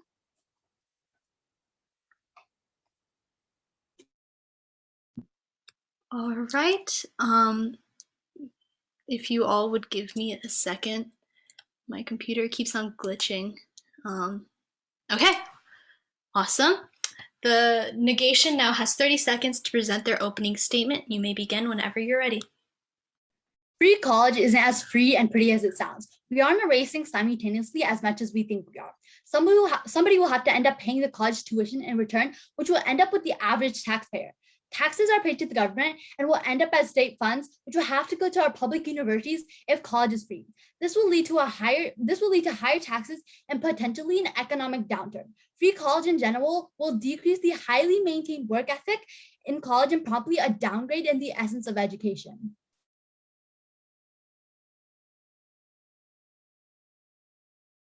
All right, the affirmative can begin their 2-minute constructive.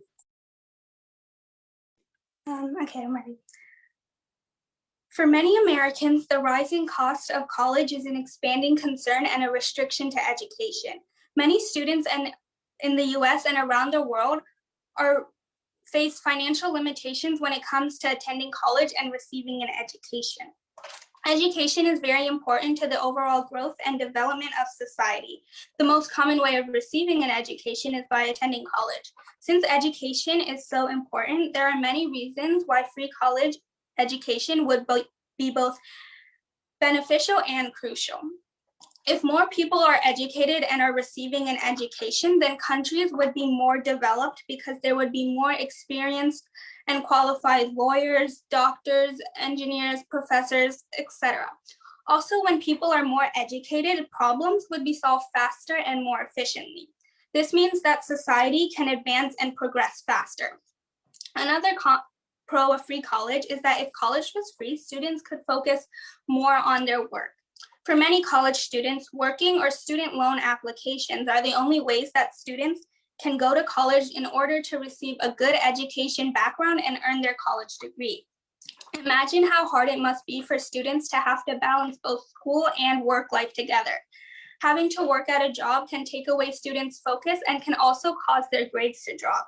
Did you know that in the US, around 1 million students drop out? The pressure of paying off their debt is one of the main reasons that students drop out. If colleges were free for everyone, students could focus more on their studies and less on finding a job to pay for their expenses. So this is why I strongly believe that free college can do great things, not only for this country, but for the rest of the world as well. I'm done. All right. The negative has 2 minutes for their constructive. Something available in limited quantities or scarce is valuable. When we compare this to a school degree, a college education is valued greatly, and well-paying jobs are given with the university degree. If college education was ever free, then there won't ever be a scarcity, resulting in a decline in quality and value. With free education, students are less likely to generally care. The first free college program given in the US shows that more students dropped out for the exact reason.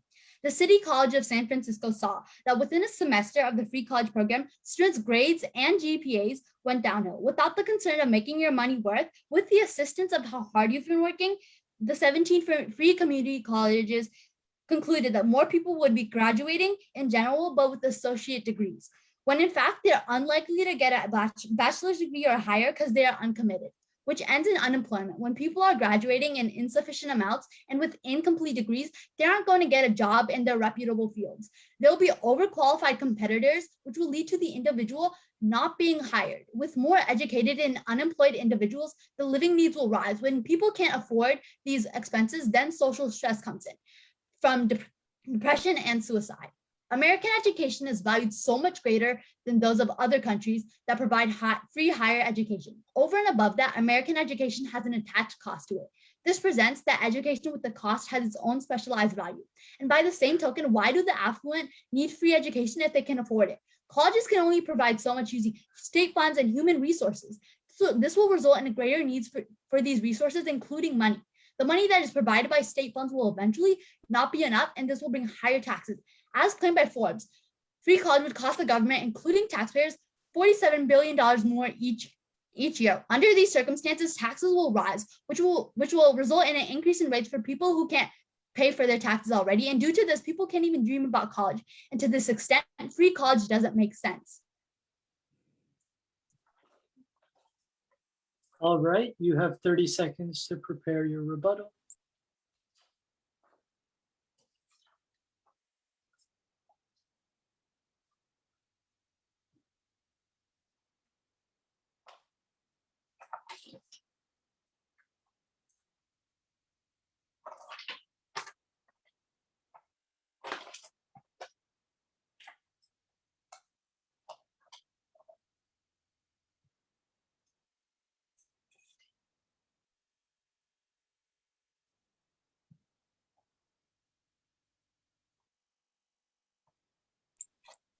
All right, you can begin whenever you're ready. I'm ready. I appreciate the research and time my opponent has put into her speech, and I understand that free college might seem a little bit dicey and unrealistic and uncertain, but we actually have proof that free college works and can be very promising. Denmark has tuition-free college and not only has a very high literacy rate of 99%, but also has one of the strongest economies and is one of the safest countries with a very low unemployment rate, and overall is even one of the happiest countries on earth. And it's not only Denmark. Many countries with free college are very proficient and developed, such as Norway, Sweden, Germany, France, Finland, and more.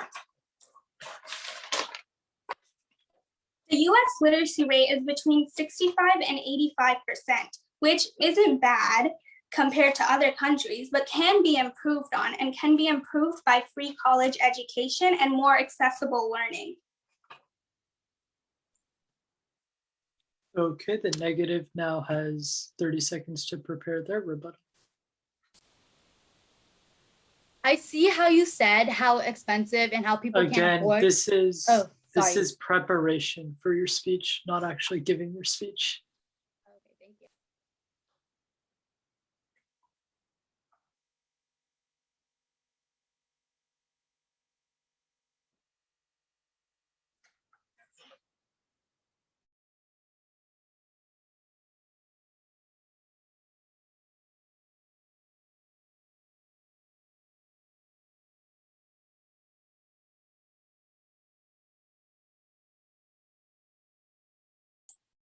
Okay, your time is up, so you can start whenever you're ready. I see how you said college education is expensive and it's hard to keep up with, but college education is clearly an investment. Aside from just the education benefits that you get, you build a friendship, you get shelter, you get food, it's just you're benefited in many ways that people don't realize. You get more out of college than you put in, and what you put in is money. You earn it back with how successful you are in life, and that is because of college. So what you put in, the money that you put in, and that's why it's so expensive. People work towards their education. So whatever, if they're wrapping burritos now, who knows where they'll be in the future? Who knows how successful they'll be? And that is all because of college and how much effort they put into it. So if college education was ever free, they wouldn't be working towards it. They wouldn't be working for the price. They wouldn't be working to pay off their debt. But that's why they're doing it, because college education has a cost.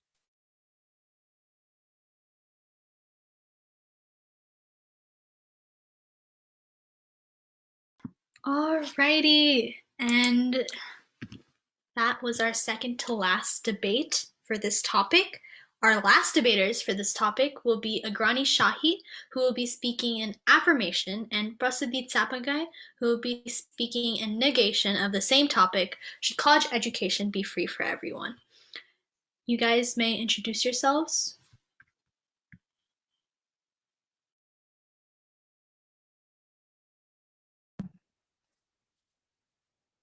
Hi, my name is Agrani Shahi, and I'm an 8th grader at Rocky Run Middle School. Hi, my name is Prasidit Sapagai, and I'm an 8th grader at Lawrenceburg Middle School. Okay. Is our judges ready? Yes, ma'am. All right. Okay, so the affirmative can begin whenever they're ready. Hello, my name is Agrani Shahi, and I'm debating on the pro side of the resolution. Should college education be free for everyone? The price of college tuition is one of the greatest reasons why people choose to skip higher education. College education should be free, so it's accessible to all people, no matter their economic status. People shouldn't have to pay incredible amounts of money just to receive higher education, as it is very essential in today's world. Thank you. Okay, you can begin whenever you're ready. The idea of free college education has been a popular debate among young adults and politicians for many years. Many people argue about the impact of free college on the economy as well as the future of the American people. While free college tuition is a progressive step into the betterment of students' mental health, it can lessen the quality of college education and have a negative impact on the economy. All right, affirmative, you can begin your constructive.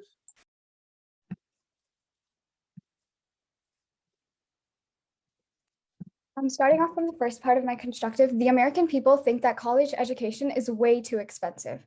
According to pewresearch.org, 94% of parents expect their children to attend college. But according to Tressie M. Cottom, only a little over half of the US population gets to have some college or post-secondary education. One of the main reasons for this is because of the extremely high cost of college tuition. 75% of people say that college costs way too much for most people to afford. Additionally, the same study states that 57% of people believe that college isn't worth all the money spent. So why does this matter? Judges, we cannot ignore the voices of the American people. On top of that, almost half, 48% of people say that student loans have made it difficult for them to make ends meet. Judges, as you can see, college tuition prices are considerably impacting Americans' lives for the worse. Moving on to the second part of my constructive, college education is becoming a requirement in more jobs as time goes on. Georgetown University's CEW estimates that to be eligible for about 65% of jobs, you will need to have taken education above high school. Additional research by Georgetown University stated that in the future, jobs that require a college education will only increase more and more. Innovation and rapid industrialization will open up many more jobs that especially need employees with higher education. College education is essential in most jobs, but not everybody is fortunate enough to afford the ridiculously high cost of it. Judges, we need free college tuition in order to increase innovation, make the lives of future generations easier, and open up opportunities to students that have a lot of potential. Thank you.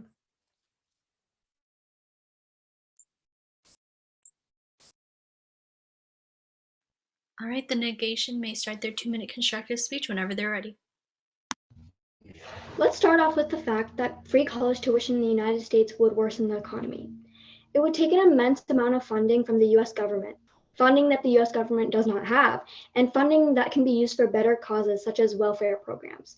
Not only would it cost a great amount, it would be taken out of the pocket of taxpayers. According to the US Department of Education, eliminating tuition for 4 years at all public colleges and universities for all students would cost taxpayers $79 billion just for a year. This money can be spent on more beneficial things, such as food stamps.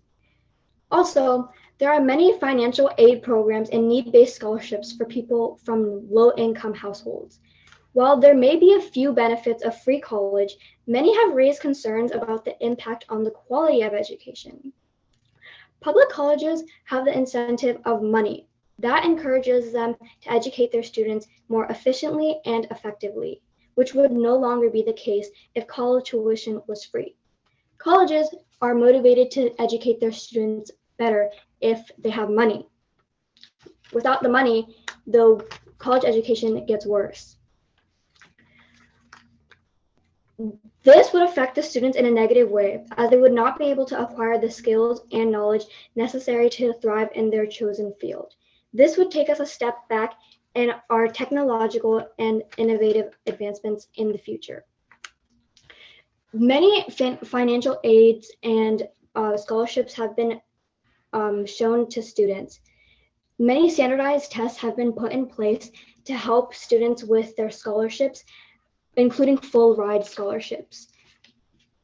Money is not the only way to get into college, and free college is very out of reach. Thank you. All right, the affirmative has 30 seconds to prepare.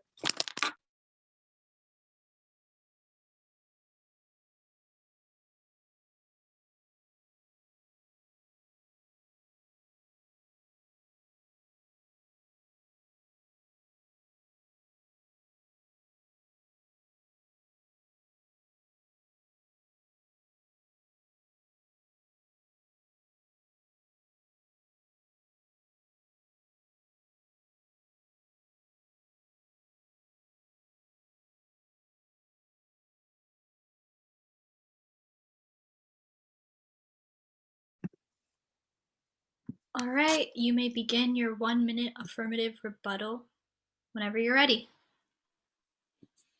Okay.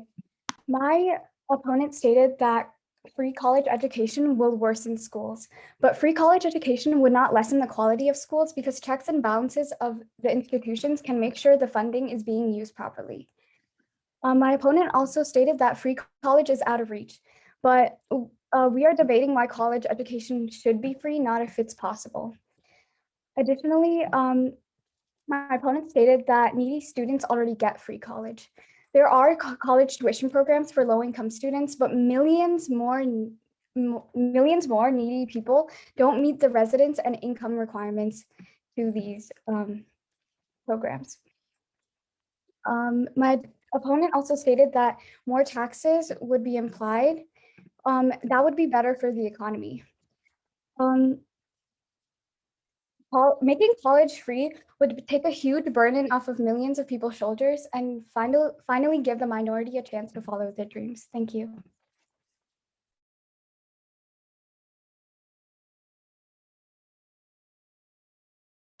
All right. Okay, the negation now has 30 seconds to prepare the rebuttal.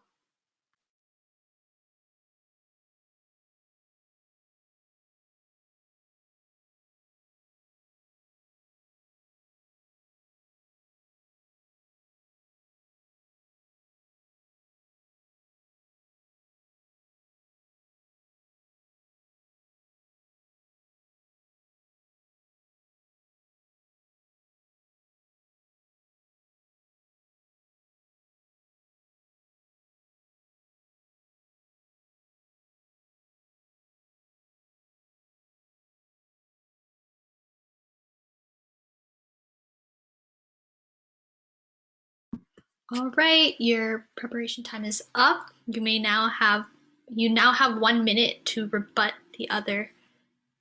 your opponent's constructive. You may begin whenever you're ready. I respect and acknowledge my opposer's views. Although colleges give quality education with the incentive of money from the tuition, quality education would lessen without tuition or money. This will lead to people not having the proper skills to thrive through their job. This leads to many problems such as not being qualified for your job and desired field. Without tuition, the government would be left to fund colleges. This will lead to a worse economy. $79 billion can be used for food stamps and welfare programs. Students will have the opportunity to go to college, the college that they want, and pursue their dreams thanks to scholarships and financial aid and standardized tests and loans, while getting the education that they signed up for. This leads to people of all socioeconomic backgrounds having educational opportunities.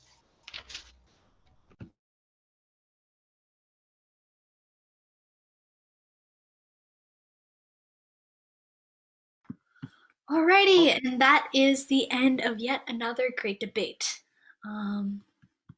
We will now move on to our next debate topic, as that was the last debate for the debate topic of should college education be free for everyone. Our next debate topic is should you be proud of your home country? Our first debaters for this topic will be Sachit Mainali, who will be speaking in affirmation, and Dilasha Mishra, who will be speaking in negation of the topic, should you be proud of your home country?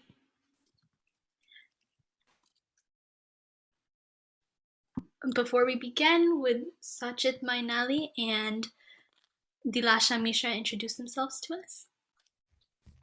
Hello everyone, my name is Sachit Mainali. I'm 12 years old and I'm a 7th grader at Breakout Rooms. Hello, my name is Dilasha Mishra. I am 12 years old. I'm in 7th grade and I go to Liberty Middle School. Okay, the affirmative can begin when they are ready. Today I'll be debating on why we should be proud of our home country for these reasons. Because it is our sense of identity. Our home country is rich in culture, biodiversity. It contains many beautiful sights, and it has also made progress in protecting minority groups.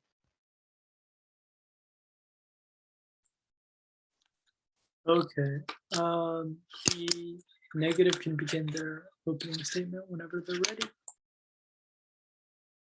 Nepal can be a beautiful country, but I can speak for everyone when I say that there are some flaws that we are not proud of, some flaws that we wish to change about our home country, some things we just wouldn't want for our home country to have.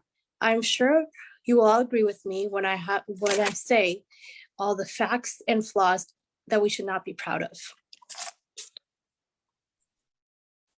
Okay, you can begin your constructive when you're ready. Why should we be proud of our home country, Nepal? Well, it's our sense of identity.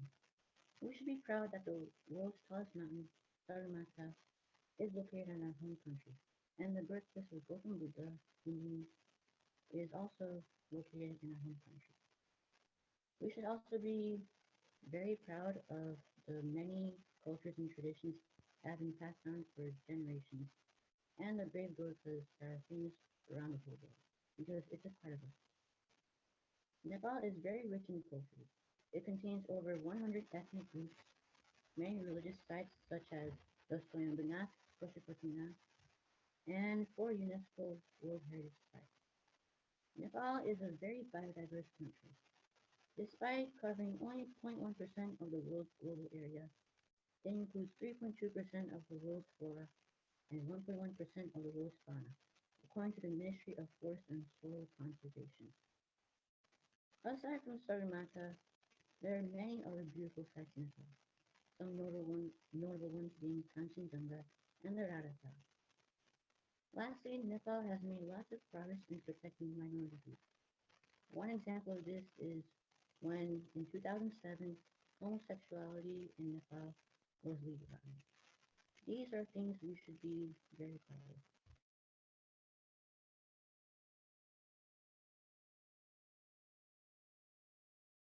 Okay, the negative can begin whenever they're ready. Okay, I'm ready. People in Nepal are not careful from some things like COVID. If you're going to be proud of a country, you need to protect your health. And some people in Nepal don't wear masks even when COVID is a global pandemic. Another thing is, in Nepal, people get forced to get married at a young age, like women. Some people are not even ready yet. They still have education and they get married under the age of 18. 10% of women get married. 10% of women get married under the age of 18, which you might think is not a lot, but some people are not ready to get married under the age of 18. Some people might think that's a big deal for them because they're still very young and continue their education, still hang out with their friends, and etc. They still have other things to do with their hobbies, so getting married under the age of 18 could mean a lot for them.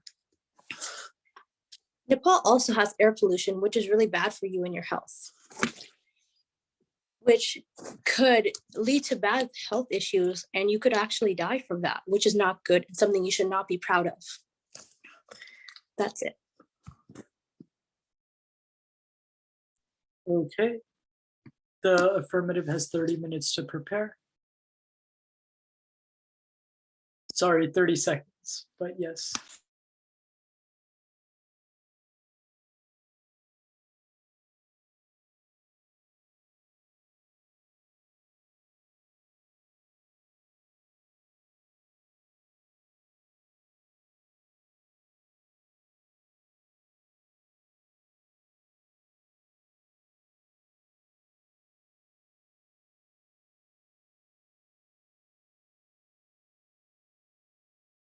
All right, you can begin whenever you're ready. My opponent said that there are some people in Nepal during this COVID-19 pandemic that are not wearing their masks. However, she said there's still many people in Nepal that are wearing their masks to protect their own health. And yes, although it's a sad fact that 10% of Nepali girls under the age of 18 marry, most girls, 90% of the girls under the age of 18 don't. That's a 9-to-1 ratio, and it's very big. And yes, there's a lot of air pollution in Nepal, but there are things being done to stop this pollution.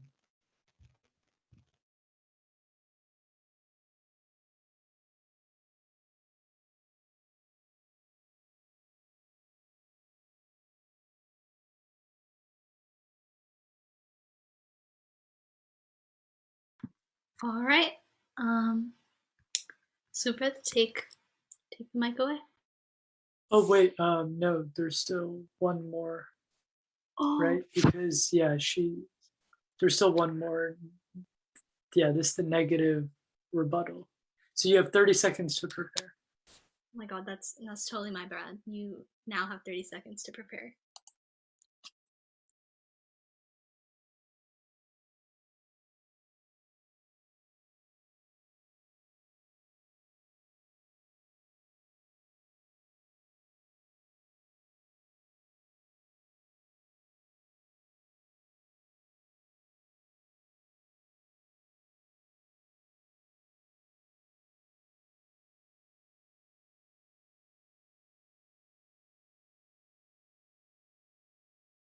All right, your 30 seconds is up. You can begin whenever you're ready. Okay, I'm ready. So I get what my opponent is trying to say, but you said that in Nepal, there are stuff that is cool, like mountains and other locations. But we have a lot of cool things in America and other countries too. Like in America, we have the Statue of Liberty. We have the Statue of Liberty, and we have many other cool things too. You can just go on Google and search them up. Also, you said in Nepal, a lot of people support different types of groups and etc. But in different countries, and depending on who the people are, everyone else supports those types too. So it's not something that's super unique and super cool that just happens in Nepal. It happens in many different countries, and many people do the same thing too. And that's it.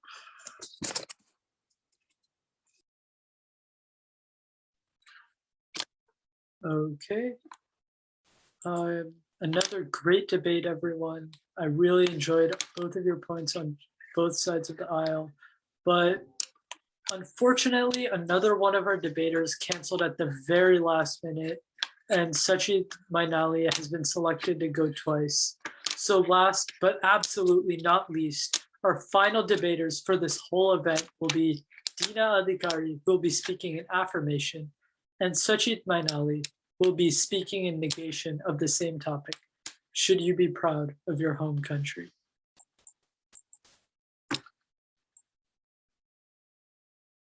Hi, my name is Dina Adhikari. I'm an 8th grader at Willard Middle School, and one of my favorite things to do is play soccer.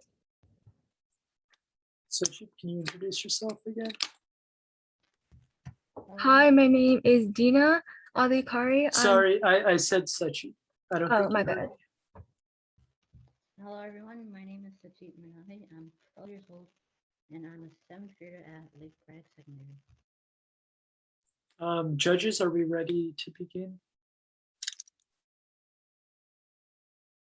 Ready. Okay. You can start whenever you're ready. I'm ready. Bearing a sense of nationalism can be fundamental to the strength and unity of your country. It can also help people in creating their own unique identity and expressing who they are through their culture. With individuals who show their pride for their country, they can teach and relate well to others to build a stronger impact for their country as a whole. All right, the negative can begin whenever they're ready.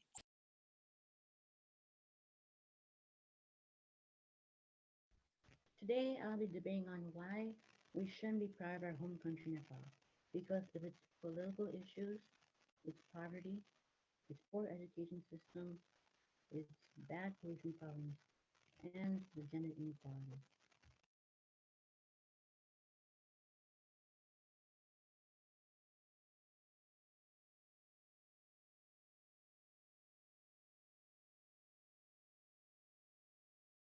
All right. Okay, I'm ready. Okay. Okay. A crucial part of loving and being proud of your home country is about how important your culture and heritage can be. Learning and celebrating your country's culture and heritage can help connect with others and unites people from different backgrounds. It also helps with expressing and feeling confident in yourself.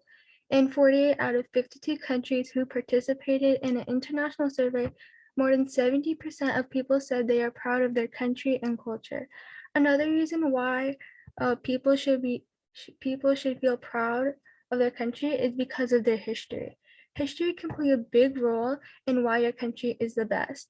It helps in understanding that our position internationally as a country depends on the sacrifices made by our elders to make it how it is today. A country history also helps in understanding our laws as well as biases that develop. If your country has made unforgettable sacrifices in the past, it can have an amazing impact and influence on people of today. A very important part of your country is also the beauty of its landscapes and cities. Landscapes contribute significantly to our well-being and quality of life. They enhance our sense of well-being and are aesthetically pleasing. Cities as well are also aesthetically pleasing and are the building block of each country and the national economy. They serve as administrative, commercial, religious, and cultural hubs for their larger surrounding areas. In a YouGov survey, an impressive 91% of people said they are proud of their cities. Many highlighted that they admire the local culture, the local people, while others highlighted transport links, shops, nightlife, and restaurants. Landscapes in cities contribute so much to your country because without them, your country wouldn't be as interesting. All right, the negative can begin their 2-minute constructive whenever they're ready. Nepal has many political issues. It caused the whole civil war lasting for over 10 years that killed more than 17,000 people. In spite of this war, there are still many corrupt leaders, and the society of Nepal blindly follows them. Nepal is a very poor country. It is listed as one of the 46 least developed countries by UNESCO. Nepal has a very poor education system. According to a 2018 study by UNESCO, the literacy rate of Nepali people 15 and above is only 67.9%, 18% below the world average. Nepal's pollution problem is bad. It prompted government to close schools for 4 days in the March of 2021. Lastly, the gender inequality issue in Nepal is also bad. According to research by ActionAid, for every hour a man works in Nepal, a woman works 1.4 times more. However, women are still paid less. These issues are unresolved to this day, and we should not be proud of them. All right, the affirmative has 30 seconds to prepare.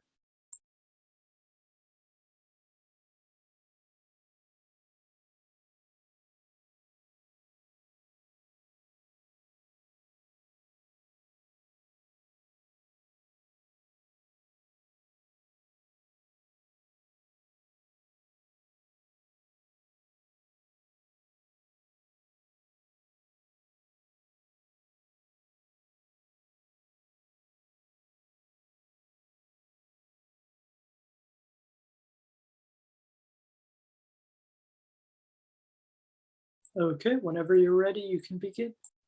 Okay, I'm ready. Although my opponent makes a valid point, I disagree because even if the government is corrupt and there's poor education and pollution, you have to see the value of Nepal's cultural aspects. Their culture is so unique and their heritage is absolutely amazing. And it's always important to focus on the positive outcomes of a country because it promotes a sense of identity and it unites people. It also promotes pride. If you think about negative thoughts about each country, it just is full of hatred. So it's always important to think of the good sides of a country, and you have to admit that their culture and heritage is really important. Okay. You have 30 seconds of preparation time whenever. Yeah, okay.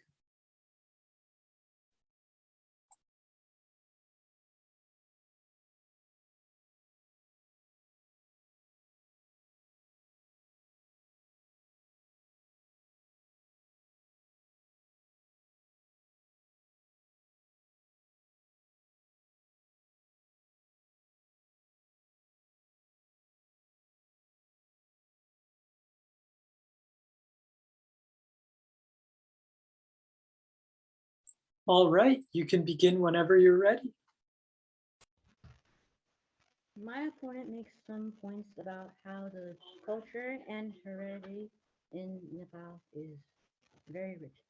However, one part of Nepal's culture is the caste system. And as a result of the caste system, there is a lot of discrimination against the lower caste. One example was a story that was posted in the Kathmandu Post about Navraj Vishwakarma, who was killed for loving a girl of an upper caste. And my opponent also talked about how the landscapes in cities were important. However, Nepal's pollution problems are damaging these very landscapes in cities that she talked about.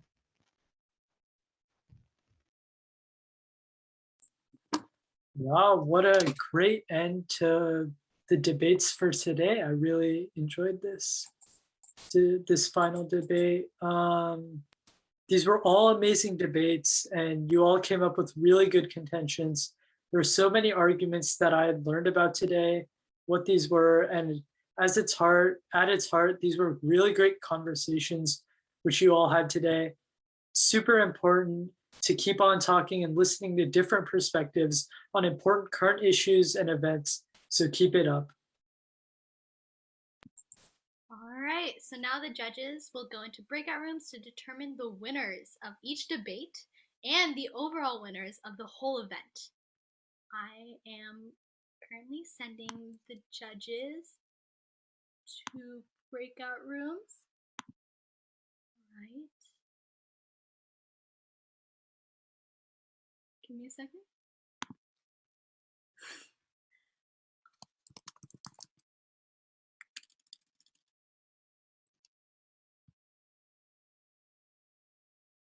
Right now.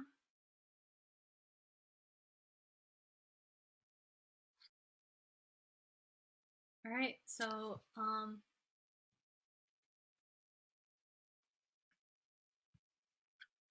we playing trivia? So we will be playing. Okay, before we get one thing straight, I, for some reason, cannot put you, Subrat, into the breakout room. I think you can join the breakout room. Can you not? Oh yeah, I can. Thank you. Yeah. Okay. So Subrat will go join the breakout room as well, and we will be playing Scribble.io. I have, or I am, oh god. Okay, wait, before,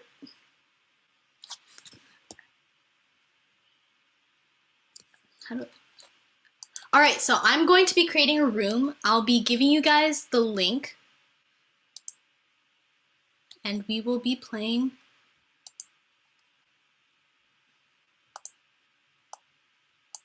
Control-C. Sorry, give me a second. I'm currently,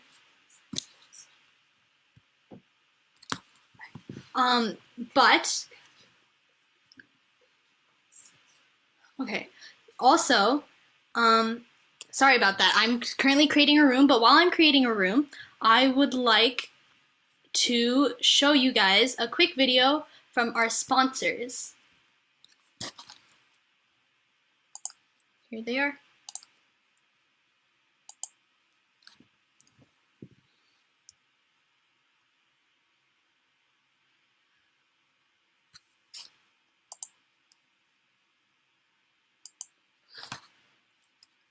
My bad. I don't think.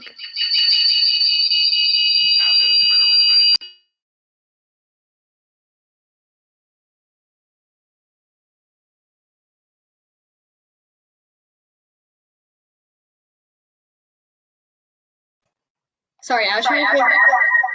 Oh my god. Okay, sorry, I was trying to figure out the audio, but now I've got it working. So here's the video.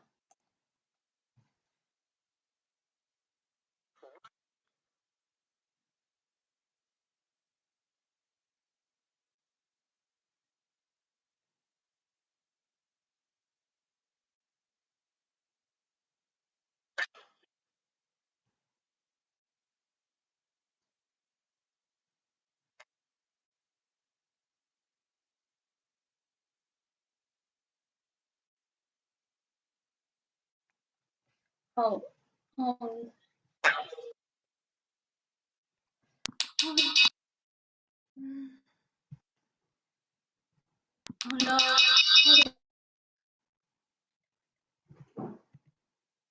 All right.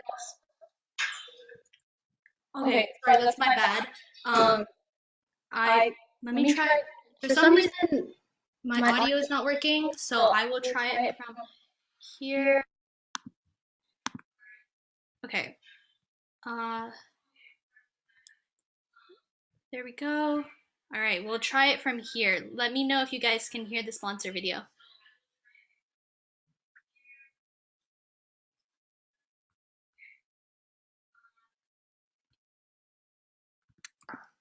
Apple Federal Credit Union has truly fresh checking? Wait, what?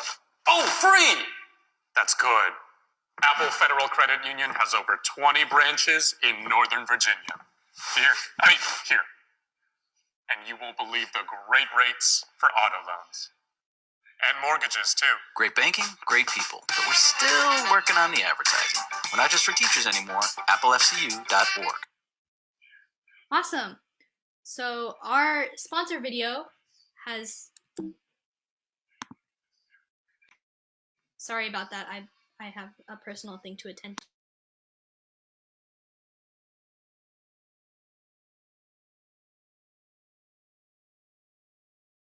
All right, my bad. I just had a personal thing to attend to. All right. Furthermore, we now have a special guest, or actually not even a special guest, Uncle Shiva Suvedi, who has done a lot behind the scenes for NACC and NACC Junior specifically, and he will now be giving a thank you speech on behalf of all of us. All right, thank you, Brisha. Namaste and good evening. What a great debate. It's feel like to me, I'm watching Parliament debate today. So everyone made a really great point on their one topic. The timing was great. They all, well prepared. So we are very happy and hopeful from everyone. So हामी के भन्छौँ भने अब next जेनेरेसनको लागि हामीले चाहिँ यो भवन रेडी गर्ने हो, नेक्स्ट जेनेरेसनले चाहिँ लिडरसिप गर्ने हो भन्ने हाम्रो उ छ। अब आई थिङ्क नेक्स्ट जेनेरेसन चाहिँ रेडी नै छ जस्तो लाग्यो मलाई यो डिबेटको सुन्दाखेरि। यस डिबेट प्रोग्रामलाई सबैले एकदम आफ्नो तर्फबाट एकदम मेहनत गर्नुभएको छ। गुड जब टु एभ्रीवन। म यहाँ केही नामहरू लिन गइरहेको छु, उहाँहरूलाई म धन्यवाद नदिकन सक्दिनँ। यो प्रोग्रामलाई चाहिँ एकदम लिडरसिप र प्रोग्रामको चाहिँ पुरै फर्मेट डिजाइन गर्नुहुने हाम्रो बाबु सुबोध पौडेल, नानी वर्षा पराजुली र चाहिँ स्पोटलाइटमा हेल्प गर्नुहुने अनुष्का पौडेललाई पनि धेरै धेरै धन्यवाद दिन चाहन्छौँ। कोचेसहरूलाई चाहिँ गाइड हाम्रो कोचेसहरू कृष्णा त्रिपाठी, विश्वास ढुङ्गाना, अनु सङ्ग्रौलालाई पनि विशेष धन्यवाद दिन चाहन्छौँ, किनकि उहाँहरूले चाहिँ पार्टिसिपेन्टहरूलाई धेरै हेल्प गर्नुभएको छ, गाइड गर्नुभएको छ र उहाँहरूलाई धेरै धेरै धन्यवाद। जजेसको प्यानलमा बसेर विच इज भेरी हार्ड जब टु डु होइन, त्यो प्यानलमा बसेर काम गर्नुहुने त्रिषा पोखरेल एन्ड ओजस्वी पाण्डे, उहाँहरू रिजल्ट लिएर पनि आउँदै हुनुहुन्छ। उहाँहरूलाई पनि धेरै धेरै धन्यवाद, विशेष धन्यवाद दिन चाहन्छौँ। ठुलो रेस्पोन्सिबिलिटी लिनुभएको छ यस प्रोग्रामको लागि। टेक्निकल पार्टमा सहयोग गर्नुभएको छ हामीलाई गुणालु ज्यूले, उहाँलाई पनि विशेष धन्यवाद दिन चाहन्छौँ। त्यसै गरी हाम्रो प्रोग्रामलाई चाहिँ मिडिया कभरेज गर्नुहुने इनेप्लिज न्युज र चाहिँ अन्य मिडियाहरूलाई विशेष धन्यवाद दिन चाहन्छु। मलाई सबै मिडियाको नाम चाहिँ थाहा भएन, जस इनेप्लिजको चाहिँ थाहा थियो, अनि अरू पनि मिडियाहरू हुनुहुन्छ, सरी उहाँहरूको नाम मैले छुट्याएको भए, मेबी डिसी नेपाल हो अनि अरू कुनै पनि हुनुभएको भए पनि उहाँहरूलाई विशेष धन्यवाद। र चाहिँ यस प्रोग्रामलाई चाहिँ फेसबुकबाट हेर्नुहुने र चाहिँ अन्य अनलाइन पोर्टलमा चाहिँ हेर्नुहुने र चाहिँ जसले फेसबुकमा सेयर गर्नुभएको छ उहाँहरूलाई र चाहिँ कमेन्ट गर्नुभएको छ उहाँहरूलाई पनि विशेष धन्यवाद। अनि पार्टिसिपेन्टको प्यारेन्ट्स अफ डिबेटर्स होइन, उहाँहरूलाई पनि धेरै धेरै धन्यवाद, जसले चाहिँ हाम्रो प्रोग्रामलाई चाहिँ बिलिभ गरेर आफ्नो नानी बाबुहरूलाई यस प्रोग्राममा चाहिँ ल्याइदिनु भयो। तपाईँहरूले एकदम प्राउड फिल गर्नुपर्ने पनि हुन्छ, किनकि उहाँहरूले सबैजनाले यस्तो राम्रो पोइन्ट लिएर आउनुभएको थियो। तपाईँहरू एकदम भाग्यमानी हुनुहुन्छ जस्तो लाग्छ मलाई चाहिँ। आजको डिबेट हेर्दा सबैको पर्फर्मेन्स हेर्दाखेरि र तपाईँहरूलाई पनि धेरै धेरै धन्यवाद। त्यसै गरी हाम्रो चाहिँ यो NACC टिमको एडमिन टिमहरू, जुनियर भोलिन्टियर टिमहरू जो मसँगै काम गर्नुहुन्छ सबैजनाहरूलाई पनि धेरै धेरै धन्यवाद। अनि यो विशेष रूपमा चाहिँ यस प्रोग्रामको चाहिँ हाम्रो मेन्टर टिमबाट कोअर्डिनेसन गर्नुहुने कृष्ण पराजुली म्याम, उहाँलाई पनि धेरै धेरै धन्यवाद दिन चाहन्छौँ। उहाँले नै धेरै यो हाम्रो यो पार्टिसिपेन्ट यो हाम्रो सुगत बाबु वर्षा नानीहरू बिच कोअर्डिनेसन गरेर चाहिँ अनि कसरी गर्ने भनेर गाइड गर्नुभएको थियो र उहाँलाई चाहिँ र त्यसले गर्दा चाहिँ हामी यत्रो सक्सेस हुन सकेका छौँ। आजको यस प्रोग्रामलाई भव्य बनाउन सकेका छौँ, त्यसको लागि पनि उहाँलाई विशेष रूपमा धन्यवाद दिँदै अन्यमा चाहिँ बिना खड्का म्याम, आरती पराजुली र सम्पूर्ण इन्टायर टिमलाई चाहिँ धेरै धेरै धन्यवाद दिन चाहन्छु। अन्त्यमा चाहिँ हाम्रो यो प्रोग्रामलाई स्पोन्सर गर्नुहुने Apple federal credit union coordination गर्नुहुने किशोर कार्कीज्यूलाई पनि विशेष धन्यवाद। र चाहिँ लास्टमा चाहिँ म के भन्न चाहन्छु, यदि मैले कसैको नाम छुट्याएको भए सरी, र सम्पूर्ण सबैलाई चाहिँ म एकदम विशेष धन्यवाद दिन चाहन्छु bottom from my heart. So thank you so much everyone. Thank you. Bye. Back to you, Barsha. All right, thank you to you too, Uncle. Thank you for doing so much for us as well. All right. Okay, so now we can start our game. I will be sending a link in the chat.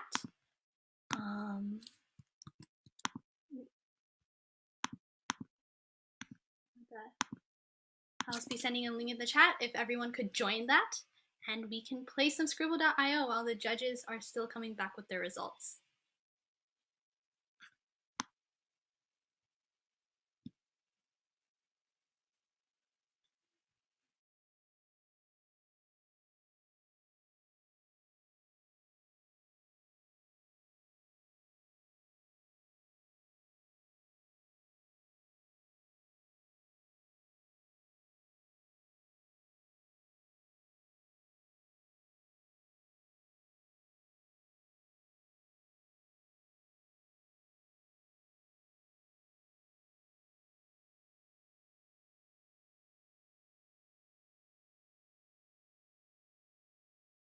All right, I won't be waiting that much longer. I'll be counting down from 15 seconds. I think that's good enough for you guys to get in.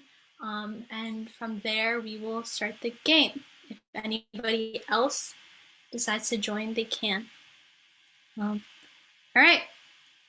Okay, 15, 14, 13, 12, 11, 10, 9, 8, 7, 6, 5, 4, 3, 2, 1.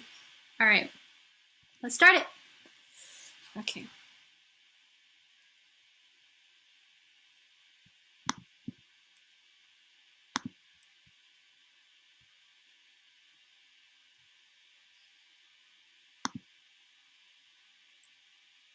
Yvasha, I think you're drawing.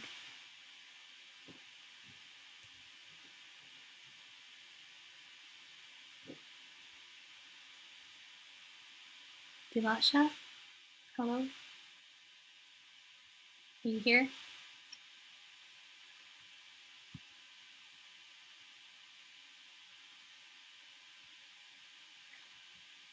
Oh no. Oh, that's okay. All right, let's try again.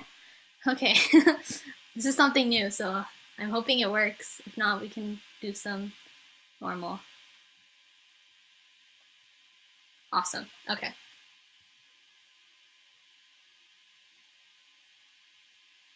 All right.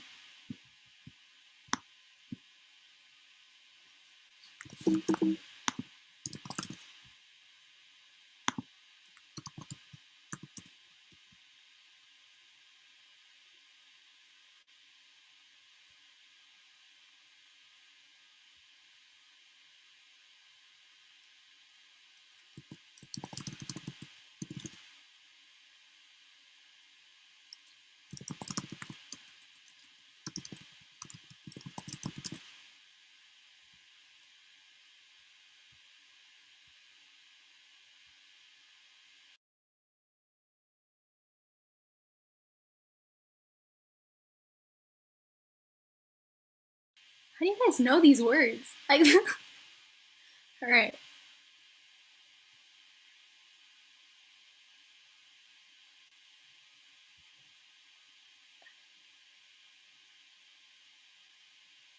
Okay.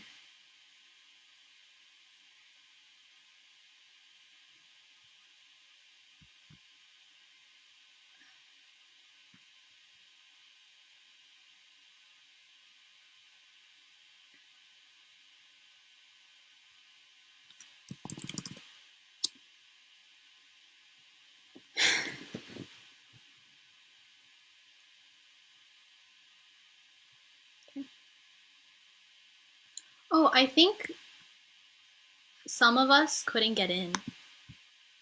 All right, that's okay. If you guys want to play along in the Zoom chat, then you guys can. Yeah,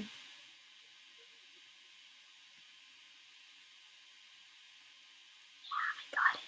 All right. You guys can play along on Facebook Live too. We're basically trying to guess what they are drawing. And so we just write it, and if it's correct, they get a point.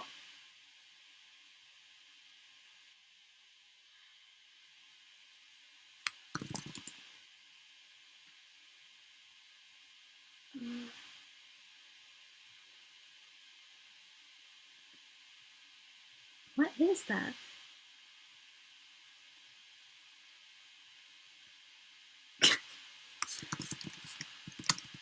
Mitochondria. Huh?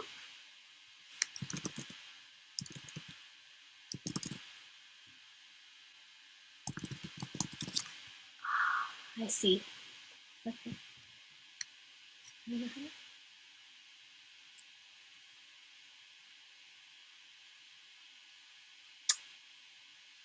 Let's go. Converse, that was close.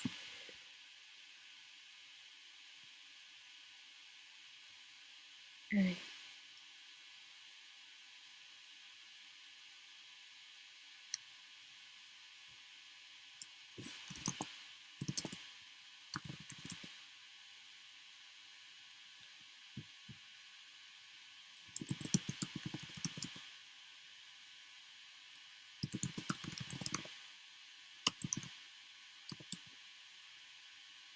You cannot write words. That's illegal. You're trying to draw it, right? So you want to you don't want to write words though. Yeah.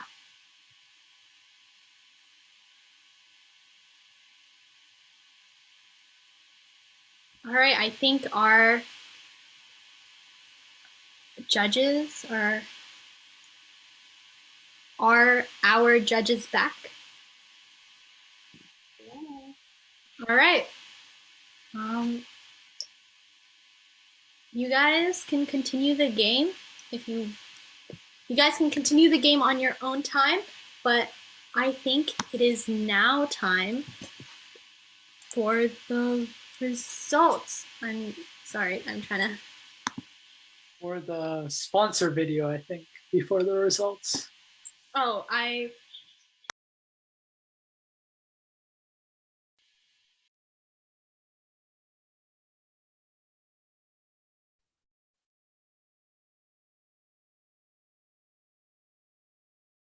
sorry about that. All right, so, okay, I will be sharing my screen, and Subrat can take, wait. I apologize for this. Okay, all right, so I will be sharing my screen, and Subrat can take it away.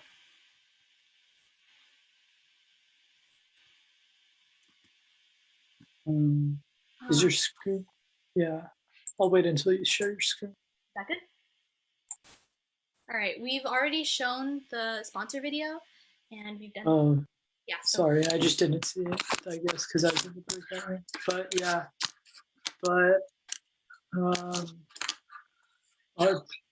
but again, we're done with all the debates. They were all amazing debates. You all had really good points on both sides. So now we actually have a decision, and please remember, even if you didn't win your debates, you still did very good. You had the courage to come up here in front of these people that you didn't really know, and you gave a speech and you debated someone else. So win or lose, I hope you all had a great experience. So all the judges have discussed and pondered who's won their debates, and they've finally come to a decision, and the results for the debates will be posted right here. There we go. So these are the results for each of their respective debates. For should middle schoolers have more or less than 90 minutes of homework a day, our first winner is Akshat Tungana, and our second winner is Avani Gimiri. For should children be exposed to social media before the age of 13, our first winner is Nishil Casey, our second winner is RG Prasai, and our third winner is Dia Boden. For should colleges require standardized testing, our first winner is Aryan Kanal. Our second winner is Shreya Shrestha. For should college education be free for everyone, our first winner is Suyaksha Nepal. Our second winner is Binisha Adhikari. And our third winner is Agrani Shahi. For should you be proud of your home country, our first winner is Dilasha Mishra, and our second winner is Sachit Mainali.